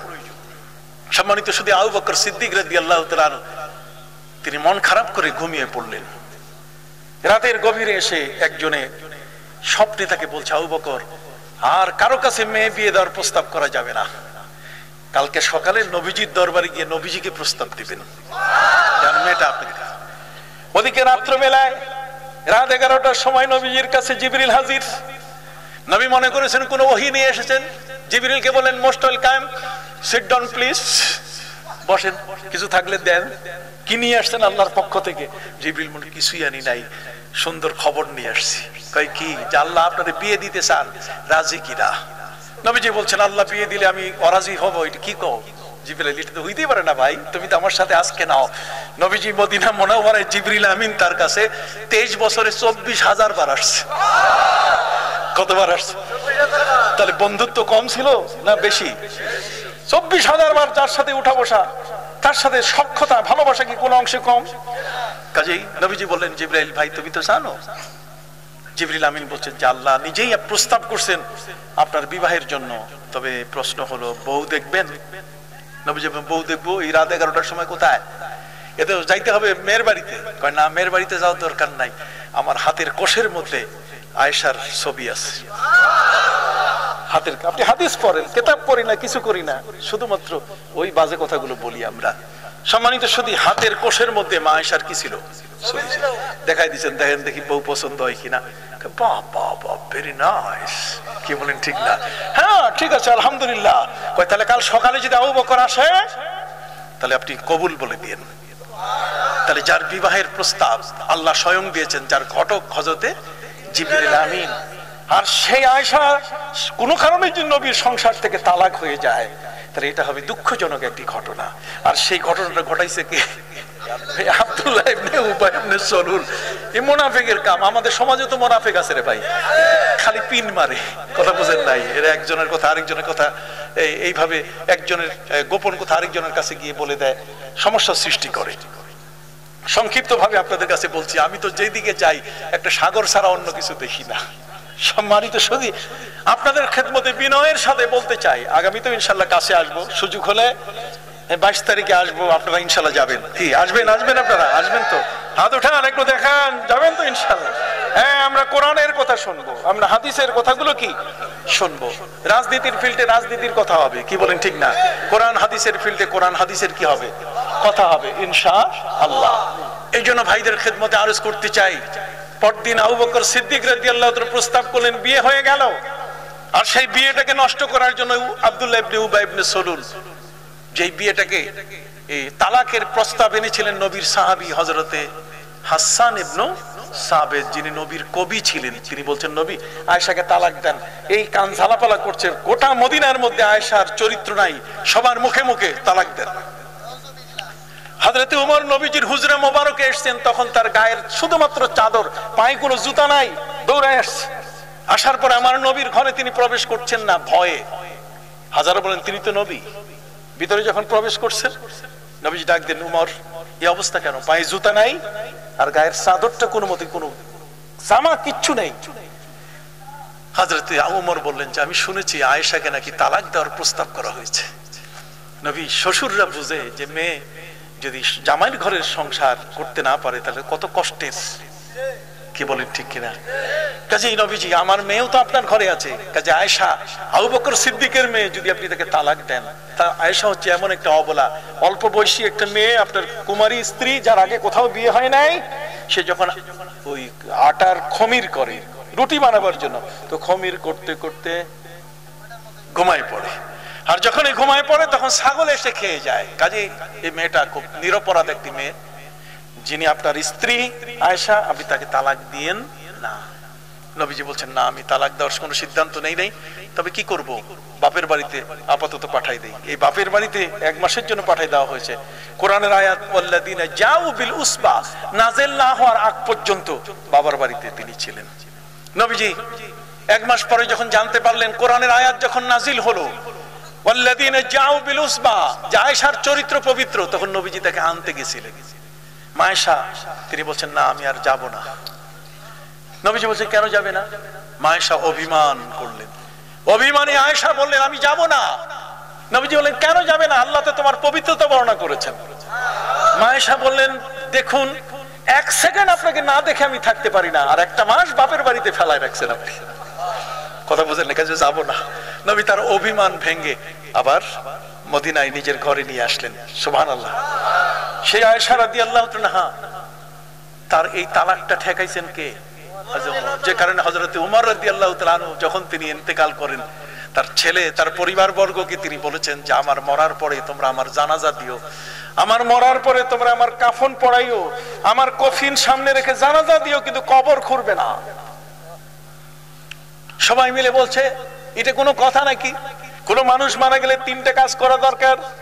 একটা হচ্ছে একদল লোক তার কবর খুঁড়বে, আরেক দল তার কাফনের ব্যবস্থা করবে, আর একদল ব্যক্তি তার আত্মীয় স্বজনকে খবর দিবে জানাজায় শরীক হওয়ার জন্য, ঠিক কিনা? তাজহিজ তাকফিন এগুলো চলবে। অতএব আপনি তো কবর খুঁড়তে দিবেন না, কারণটা কি? আব্দুল্লাহ, আব্দুল্লাহ ছেলের নাম। তুমি তো বুঝো না, আমার মনের একটা বড় আশা, আর সে আশাটা হলো যে নবীজি রওজার পাশে যদি একটু জায়গা পাইতাম শোয়ার, আমার কবরটা যদি নবীর রওজার পাশে হতো। কদমো মে মুস্তাফা কে घर मेरा मजार होता, वो खाक पाक होती और मैं खाकसार होता। কাজী নবীজি রওজার পাশে আমার কবরটা যদি হতো কতই না ভালো হতো। আব্দুল্লাহ, তুমি আমার জানাজা শেষ করে মায়েশার কাছে গিয়ে তুমি আবেদন করবে আমি নবীজির চিরজীবনের গোলাম ছিলাম, অতএব নবীজি রওজার পাশে আমার কবরের একটু জায়গা চাই। হযরত উমরের ইন্তেকালের পরে ছেলে আব্দুল্লাহ তার জানাজা শেষ করে মায়েশার কাছে এসে যখন তিনি বললেন যে মায়েশা, আমার বাবা একটা আশা করছেন, তখন মায়েশার মনে পড়লো যে এই তো সেই যিনি আমার তালাক ঠেকাইছে। কথা কর না, যিনি আমার কি তালাক ঠেকাইছে। হাল জাযাউল ইহসান ইল্লাল ইহসান, কাজে উত্তম বদলা দেওয়াই হচ্ছে আদর্শ।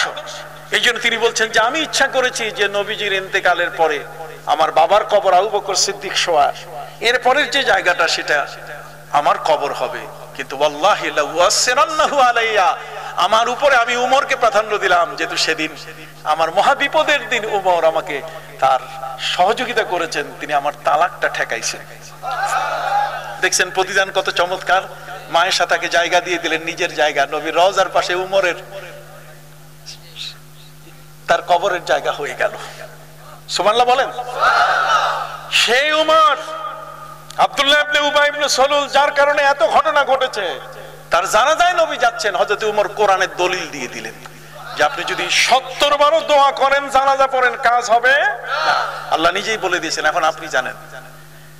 নবীজি বলেন উমরের দলিল তো বড় কঠিন। সুবহানাল্লাহ কোন উমরের দলিল বড় কঠিন, বড় শক্ত দলিল দিয়েছে উমর। নবী করিম সাল্লাল্লাহু আলাইহি ওয়াসাল্লাম তিনি তো নবী, কাজেই উমর আমার নবী সাল্লাল্লাহু আলাইহি ওয়াসাল্লাম হলেন মহাজ্ঞানী, মহাজ্ঞানের অধিকারী। তিনি বললেন উমর সাজিদু আলা সাবিন, উমর তুমি আমাকে কোরআনের আয়াত শুনিয়েছো যে 70 বারও যদি দোয়া করি, 70 বারও যদি জানাজা পড়ি দোয়া কবুল হবে না। তাহলে উমর আমি যদি 71 বার করি, কতবার? সাজিদু আলা সাবিন, যদি আমি 71 বার করি। হযরত উমর রাদিয়াল্লাহু বসে, হুজুর আপনি যান। আমার নবীজি সাল্লাল্লাহু আলাইহি সাল্লামকে উমর আটকাতে পারে নাই। কোরআন বলছে 70 মাররা, 70 বার দোয়া করলো হবে না। আর আমার নবী উমরকে বললেন আমি যদি কতবার? কি ডায়ালগ, কিসের নাটক, ছেড়ে দেন সব নাটক। কথা কন না, কিসের অভিনয়, কোরআন পড়েন। কি চমৎকার ডায়ালগ উমরের সাথে নবীর। কথা কন না, উমরের সাথে নবীর কি চমৎকার ডায়ালগ, কথোপকথন কত চমৎকার, হেদায়েতের কত চমৎকার নিদর্শন ভাষার মধ্যে, মনে হয় এক একটা মণিমুক্তার মতো এই নিচে নামছে। সম্মানিত সুধী, নবীজি চলে গেলেন আব্দুল্লাহ ইবনে উবাই ইবনে সালুলের বাড়িতে, যাই বলেন যে আমি জুব্বা নিয়ে আসছি, এই জুব্বাটা লাশ নিয়ে আসো। ওরা করছে কি, নবীর কাছে লাশ আনে না। বেশ সময় অতিবাহিত হয়ে গেল, নবীর কাছে লাশ আনে না। আমার নবী সাল্লাল্লাহু আলাইহি ওয়াসাল্লাম বলছেন ওয়াল্লাহি, খোদার কসম, আমি দেখতে পাচ্ছি তাকে মাটিতে চাপা দিয়ে দাফন করা হয়েছে। তার মানে নবী যাওয়ার আগে ওরা আগে তাকে মাটিতে কবর দিয়ে ফেলেছে। ওরা বুঝতে পারছে নবী আসলে, যেহেতু মুনাফিক, তার লাশটাকে হয়তো কুকুরের হাতে খাওয়াতে পারেন। কিন্তু নবী তো এত কঠিন হৃদয়ের নন। নবী তো জুব্বা নিয়ে গেছিলেন তাকে কাফন পরাবেন। সুবহানাল্লাহ বলেন। নবী করিম সাল্লাল্লাহু আলাইহি ওয়াসাল্লাম বললেন আমি দেখতে পাচ্ছি তার লাশ কিন্তু মাটিতে দাফন করা হয়েছে, লাশ উঠাও, লাশ উঠাও। তার লাশ উঠানো হলো। নবী করিম সাল্লাল্লাহু আলাইহি ওয়াসাল্লাম তিনি তার জুব্বা মোবারক দিয়ে তার কাফন পরাই দিলেন। কত বড় শত্রু, কত কঠিন শত্রু, কত মারাত্মক শত্রু, আর তার সাথে আমার নবীর আচরণ কত চমৎকার। দয়াল নবীকে আপনি কোন দিক থেকে বিচার করবেন? সেই নবীর আদর্শগুলো আমাদের জানা দরকার, বোঝা দরকার। সম্মানিত সুধী, এর থেকে ইমাম বুখারী রাহমাতুল্লাহ আলাইহি শিরোনাম টেনেছেন হাল ইউনাব্বাসুল মাইয়িতু মিনাল কবর, যে প্রয়োজনে লাশ কবর থেকে উঠানো জায়েজ আছে কি না, যেটা আব্দুল্লাহ ইবনে উবাই ইবনে সলুলের লাশ উঠানো হয়েছে। এর থেকেই এই বর্তমান পুলিশ কতক্ষণ না আমাদের আইন শৃঙ্খলা বাহিনী আদালতের পক্ষ থেকে যখন আদেশ হয় যে লাশ তোলো, ডিএনএ টেস্ট হবে, কতক্ষণ না লাশ তোলার যে এই জায়েজ হওয়ার পদ্ধতিটা নবী করিম সাল্লাল্লাহু আলাইহি ওয়াসাল্লাম চালু করে গেছেন। আমাদের তো খবর নাই। সম্মানিত সুধী ভাইরা আমার, নবীজি তার জানাজা পড়াই দিলেন, কাফন পরাই দেওয়ার পরে যখনই তিনি আসবেন কদম উঠান নাই, তার আগে আয়াত নাযিল হলো ওয়ালা তাকুম আলা কবরিহি আবাদা। আর কখনো আপনি কোন মুনাফিকের, কোন কাফেরের, কোন ব্যক্তির, এরকম কোন ব্যক্তির জানাজায় আসবেন না। তাহলে ওমর যা বলছে আল্লাহ তাআলা ঠিক ওই অনুযায়ী কোরআনে আয়াত নাযিল করে দিলেন। এই হলো উম্মতের সাথে নবীর ভালোবাসা। অতএব হযরত ওমর বলছেন যে ওয়াস কারুনি নামে তো আপনার কোনো সাহাবী নাই, আপনি জুব্বা নিয়ে যাব, আপনি বললেন তার হাতের মধ্যে কি আছে, কুষ্ঠব্যাধির দাগ আছে, নবী আপনি জানলেন কি করে? নবী করিম সাল্লাল্লাহু আলাইহি ওয়াসাল্লাম বলেন আমি যখন তার এই রোগটা হয়েছিল তো আমি আল্লাহর কাছে আবেদন করেছি, আমি দেখেছি আমার নবীর দৃষ্টি এত বড়। আমার নবী সাল্লাল্লাহু আলাইহি ওয়াসাল্লাম বলেন কেউ যদি আমার উপরে দরুদ পড়ে তাহলে ওই দরুদ শরীফ যে লোকটা, সালাম যে লোকটা দিল, তার জন্য তো শাফাআত আমার জন্য ওয়াজিব হয়ে গেল।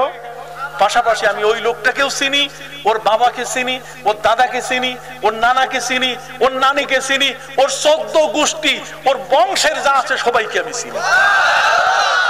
হাদিস খুলে দেখুন। অতএব আজকের পৃথিবীতে এই সত্য কথাগুলোকে বাঁচিয়ে রাখার জন্য এই দিনিয়া মাদ্রাসা, এই দিনিয়া মাদ্রাসাটা এই সত্যগুলোকে ধারণ করার জন্য, যে মানুষকে যেন নবীর মহব্বত থেকে সরাই দিতে, নবীর ভালোবাসা। যে কারণে মুজাদ্দিদে জামান আমিরে হিজবুল্লাহ হযরত পীর সাহেব কিবলা সরসিনা দরবার শরীফের পক্ষ থেকে আজকে সারা বাংলাদেশে প্রায় 5000-এর উপরে দিনিয়া মাদ্রাসা, দিনিয়া মাদ্রাসা বোর্ড হয়েছে। দিনিয়া মাদ্রাসার মধ্যে কোনোভাবে যেন আপনার ঈমান, আকীদা, বিশ্বাসকে যেন ধ্বংস করতে না পারে। সরসিনা মাদ্রাসার প্রথম নাম বাংলাদেশের মধ্যে সর্বপ্রথম, আমি আমার থিসিস, আমি মাফ করবেন, আমি তো এমফিল করেছি, পিএইচডি করেছি, কতক্ষণ না এমফিল পিএইচডির মধ্যে, সেখানে এমফিল মাস্টার্স অফ ফিলোসফি এবং ডক্টরস অফ ফিলোসফির মধ্যে সেখানে আমি দেখিয়ে দিয়েছি যে বাংলাদেশের মধ্যে সর্বপ্রথম আলিয়া মাদ্রাসা, এর 100 বছর পরে বাংলাদেশে কওমি মাদ্রাসা হয়েছে। আমি গ্রাফিক দিয়ে বুঝাই দিয়েছি যে এখানে 100 বছর পরে কওমি মাদ্রাসা, তারাও খেদমত করে যাচ্ছেন, কোনো সন্দেহ নাই। সম্মানিত সুধী, কিন্তু তার পাশাপাশি আজকে আমাদের ঈমান আকীদার অনেক প্রশ্ন এখানে সৃষ্টি হয়ে আছে, কি বলেন ঠিক কিনা? যে আমরা আজকের যে কাজগুলো করছি, আমরা রওজা জিয়ারতের জন্য, নবীর রওজা জিয়ারত করতে যাওয়া, আজকে একদল ব্যক্তি বেদাত বলছে। নবীর মসজিদে যাইতে হবে, একটা হাদিসের ভুল ব্যাখ্যা তারা বলছেন, লা তাশুদ্দুর রিহাল ইল্লা ইলা সালাসাতি মাসাজিদা, 3টা মসজিদ ছাড়া আর কোথাও যাওয়া যাবে না। তাহলে আমার তাবলীগী ভাইরা যারা মসজিদে মসজিদে ঘুরেন, তাদের তো একটা মসজিদ ছেড়ে আরেকটা মসজিদে যাওয়া যাবে, কাকরাইলেই তাদের থাকতে হবে, কি বলেন ঠিক না? দুনিয়ার কোথাও যাইতে পারবে না। যাইতে গেলে 3টা জায়গায় যাবে, একটা হলো কাবা ঘর, আরেকটা হচ্ছে নবীর মসজিদ, একটা কি আর মসজিদে আকসা, বাইতুল মাকদাস, কি বলেন ঠিক কিনা? কোথাও যেতে পারবে না। Don't mind. হাদিসের অর্থ আপনি শুধু আমাদের ঘাড়ের উপর চাপাইতেছেন, আরেক দল তো আছে, ওরাও তো মহাবিপদে পড়ে যাবে, কি বলেন ঠিক কিনা? কাজে এখানে লা তাশুদ্দুর রিহাল ইল্লা ইলা সালাসাতি মাসাজিদ, এটা হচ্ছে ফজিলতের হাদিস। তার মানে কেউ যদি 1 লক্ষ নামাজের সওয়াব পেতে চায় তাহলে কাবা ঘরে যেন সফর করে। দিল্লির মসজিদে গেলে 1 লক্ষ সওয়াব পাওয়া যাবে না। ওই আবুধাবির বুরুজ আল খলিফার ওই সর্বোচ্চ জায়গায় কোনো মসজিদ থাকলে সেখানে নামাজ পড়লে 1 লক্ষ সওয়াব পাওয়া যাবে না, বরং ওই সওয়াবটা নিজের ঘরে, যে মসজিদ পাশে যে মসজিদ আছে জুমা, 27 গুণ সওয়াব, এটা এখানে ওই দিল্লির মসজিদে গেলে 27 গুণ সওয়াব পাওয়া যাবে না। যদি 1 লক্ষ গুণ সওয়াব পেতে হয় তাহলে যাবে কোথায়? কাবা। আর যদি 50,000 মদিনায়, আর যদি 50,000 বাইতুল মুকাদ্দাস। এখানে নবীর রওজার সাথে এটার কোনো সম্পর্ক নাই, এই হাদিসের কোনো সম্পর্কই নাই, অথচ এটা চালাই দেওয়া হচ্ছে নবীর রওজায় যাওয়া যাবে না। কে বলে যাওয়া যাবে না? আল্লাহ বলেন ওয়ালাউ আন্নাহুম ইযলামু আনফুসাহুম জাউকা ফাস্তাগফিরুল্লাহ ওয়াস্তাগফারা লাহুমুর রাসূল লাওয়াজাদুল্লাহা তাওয়াবার রাহিমা। যে উম্মত নিজের উপরে জুলুম অত্যাচার করে অপরাধী হয়ে হে নবী আপনার কাছে আসবে, হে নবী আপনার কাছে আসবে, নবী তো জিন্দা নবী, নবী কি? আমি এর উপরে বই লিখেছি, অবশ্য বইটা এখন নাই। রওজা মোবারকে জিন্দা নবী বই লিখেছি, মিলাদুল কিয়ামের উপরে 600 পৃষ্ঠার বই লিখেছি, আমার প্রায় 30টা বই আছে, মাত্র এখন 7-8টা। সম্মানিত সুধী, আপনাদের খেদমতে আরজ করতে যাই, প্রিয় নবী সাল্লাল্লাহু আলাইহি ওয়াসাল্লামের রওজা মোবারক, সেখানে আপনি যাবেন, আপনার গুনাহ মাফ হয়ে যাবে। আল্লাহ বলছেন নবী একটু সুপারিশ করে দিলে গুনাহ কি? গুনাহ মাফ হয়ে যাবে। একটা হচ্ছে লাভ 50,000, আর একটা হচ্ছে মাফ, জাহান্নাম থেকে মাফ, জান্নাতি হওয়া। কোনটা চাই? লাভ চাই না মাফ চাই? একটা হাত উঁচু করে বলুন তো, লাভ চাই না মাফ চাই? লাভ চাই না মাফ চাই? তাহলে লাভও চাই মাপও চাই, কথা কন না? আমরা কি লাভও চাই মাপও চাই? কাজে লাভের চেয়ে মাপের ডিগনিটি বেশি, মানে গভীরতা কি বেশি। আপনি যদি গভীরতার দৃষ্টিতে দেখেন, তাহলে ক্ষমা পাওয়া, একজন উম্মত যদি ক্ষমা পায় তাহলে তো সে তো জান্নাতি হয়ে গেল। আর আপনি লাভ পাইলেন কিন্তু ক্ষমা পাইলেন না, জেল খাটতে হবে। এটা কিন্তু তেমন একটা আপনার জন্য মানে খুব সুখকর না। সুখকর হওয়ার জন্য মাফও চাই লাভও চাই, বলেন না? মাফও চাই লাভও চাই। তাহলে নবীর রওজায় আমি যাব, আমি এই নিয়তে যাব। কই, আমাকে কোরআন তো নিষেধ করে নাই। আপনি নিষেধ করছেন কোথায়? এই হাদিসটা, এই হাদিসটার কাছেও নবীর রওজার কোনো সম্পর্ক নাই। শবে বরাতের দিনে মৌলবী আমার ইবাদতে বাধা দিয়ে তালা আটকায়, আমি এটাকে ইমাম নিয়োগ করেছি, ইমাম আমার খায়, আমার বাড়িতে সে এই জায়গির থাকে, কথা কন না? জায়গির বুঝেন তো? জায়গির মানে জায় মানে জায়গা, আর গির মানে ধারণ করা, তার মানে আমার ঘরে তো থাকে, কথা বুঝতে পারছেন তো? আমার ঘরে ইমাম থাকে, আমার খায়, আর কয় আমার নাকি নামাজ হয় নাই, কথা নাকি আমার মসজিদ সে তালা দেয়। এটা কখনো মানা যাবে না। যা হোক, আমি যে কথাটি বলতে চাই, এদেশে ইসলাম প্রচার করেছেন আউলিয়া ইকরাম, পীর মাশায়েখ, আর তাদের মধ্যে একজন ব্যক্তির নাম তুলে ধরেছিলাম, বেশের হাফি। নাম কি? বেশের একটা মদখোর একজন ব্যক্তি, কথা কর না? যিনি রাস্তায় পেয়েছিলেন একটা কোরআনের আয়াত, বিসমিল্লাহির রহমানির রহিম পেয়েছেন, আর এই বিসমিল্লাহির রহমানির রহিম এটা পেয়ে তিনি কি করছেন? আলমারি, আল্লাহর পক্ষ থেকে মেসেজ এসে গেছে, সাথে সাথে আল্লাহর পক্ষ থেকে মেসেজ আসতে দেরি হয়। ভালো কাজ করি না এই জন্য মেসেজ আসে না, কথা খারাপ কাজ করি এই জন্য এই যে করোনা ভাইরাস চলে আসছে, ধাক্কা দিতেছে, খটখট করে ধাক্কা দিতেছে, কথা কথা মাটিতে সহায় দিতেছে। এমন করুণ অবস্থা, কিয়ামতের ময়দান হয়ে গেছে পৃথিবীটা। ইয়াউমা ইয়াফিরুল মারউ মিন আখিহি ওয়া উম্মিহি ওয়া আবিহি ওয়া সাহিবাতিহি ওয়া বানি। বাপ মারা গেলে ছেলে যায় না, ছেলে মারা গেলে কি বাপ কাছে যায় না। কত বড় কঠিন ব্যাপার। বেশের হাফির নাম বলছিলাম, কোরআনের বিসমিল্লাহির রহমানির রহিমের তাজিম করার কারণে আল্লাহ তাআলা মেসেজ দিয়েছিলেন সেই দরবেশকে, যাও তুমি তাকে বলো। দরবেশ তাকে খুঁজতে গিয়ে এখন মদের ঘরে আড্ডাখানায় দরবেশ মানুষ যাবে কি করে? খুঁজতে খুঁজতে দেখলেন যে এই আড্ডাখানায় বেশের নামে সেই মানুষটা মাতাল, মদ খায়। এবার বেশেরকে তিনি ডাক দিলেন, এ বেশের। তার সাথীদেরকে বলা হলো যে বেশেরকে ডাকো। সাথীরা বলছে ও তো এখন মাতাল, ওর চোখ এখন রঙিন হয়ে গেছে, পাকা ঝালের মতো লাল হয়ে আছে, অতএব তাকে ডাকবো কি করে? না ডাকো। তখন বেশের ওই মদে মাতাল অবস্থার তার পায়ে জুতা ছিল, বের হয়ে আসার পর বলছে যে তুমি এখানে কেন? দরবেশ, তোমার দাড়ি টুপি পোশাক এটা তো এই জায়গায় এই লোক আসার কথা না। দাড়িওয়ালা মানুষ কি সিনেমার হলে যায়? যেগুলো যায় এগুলো গামছা দিয়ে বাঁধতে যায়, কথা বুঝলেন? দাড়ি গামছা বাঁধা তারপরে যায় ওর ভিতরে, কারণ এটা মানায় না, এটা ওখানকার জন্য শালীন না, কথা বোঝা গেছে? অতএব বেশের জিজ্ঞেস করে, দরবেশ তুমি এখানে কেন? এটা মদের আড্ডাখানা, তুমি এখানে কেন আসছো?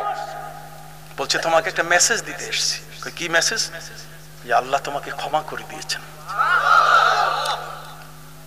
বেশের বলছে আমি পৃথিবীর যদি কোনো অপরাধী থাকে আমার চেয়ে জঘন্য অপরাধী আর কেউ।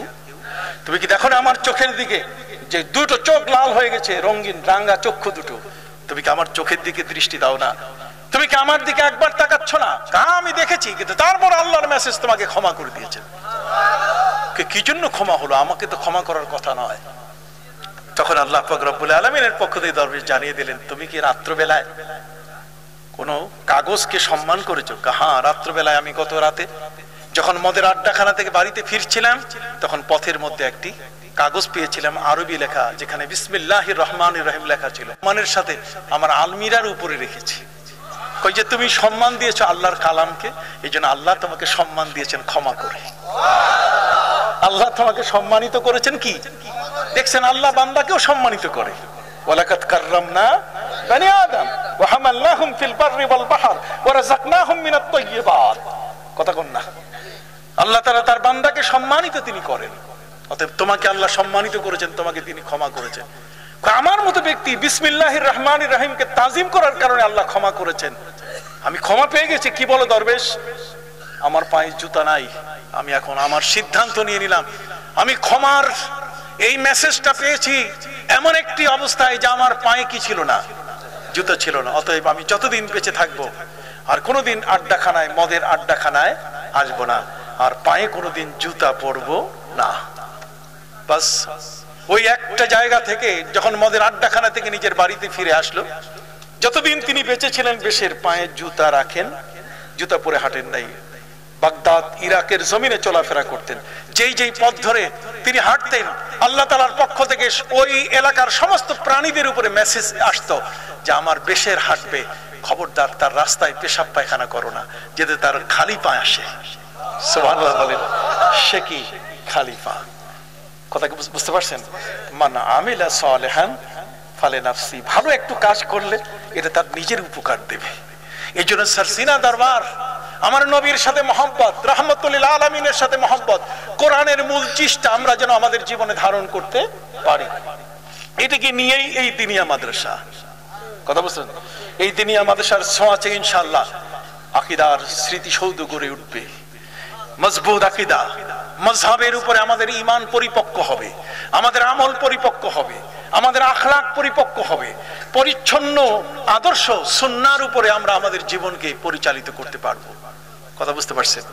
আল্লাহ যেন আমাদেরকে তৌফিক দেন, সকলে বলুন আমিন। সম্মানিত সুধী, আপনারা সকলেই শুনেছেন হয়তো মাননীয় প্রধানমন্ত্রী, এই যে মাননীয় শব্দ লাগাইলাম, কথা কন না, আমি কিন্তু মহামান্য বলি নাই, বলছি কি নবীর শানে কোন ভাষা আপনাকে বের করতে হবে।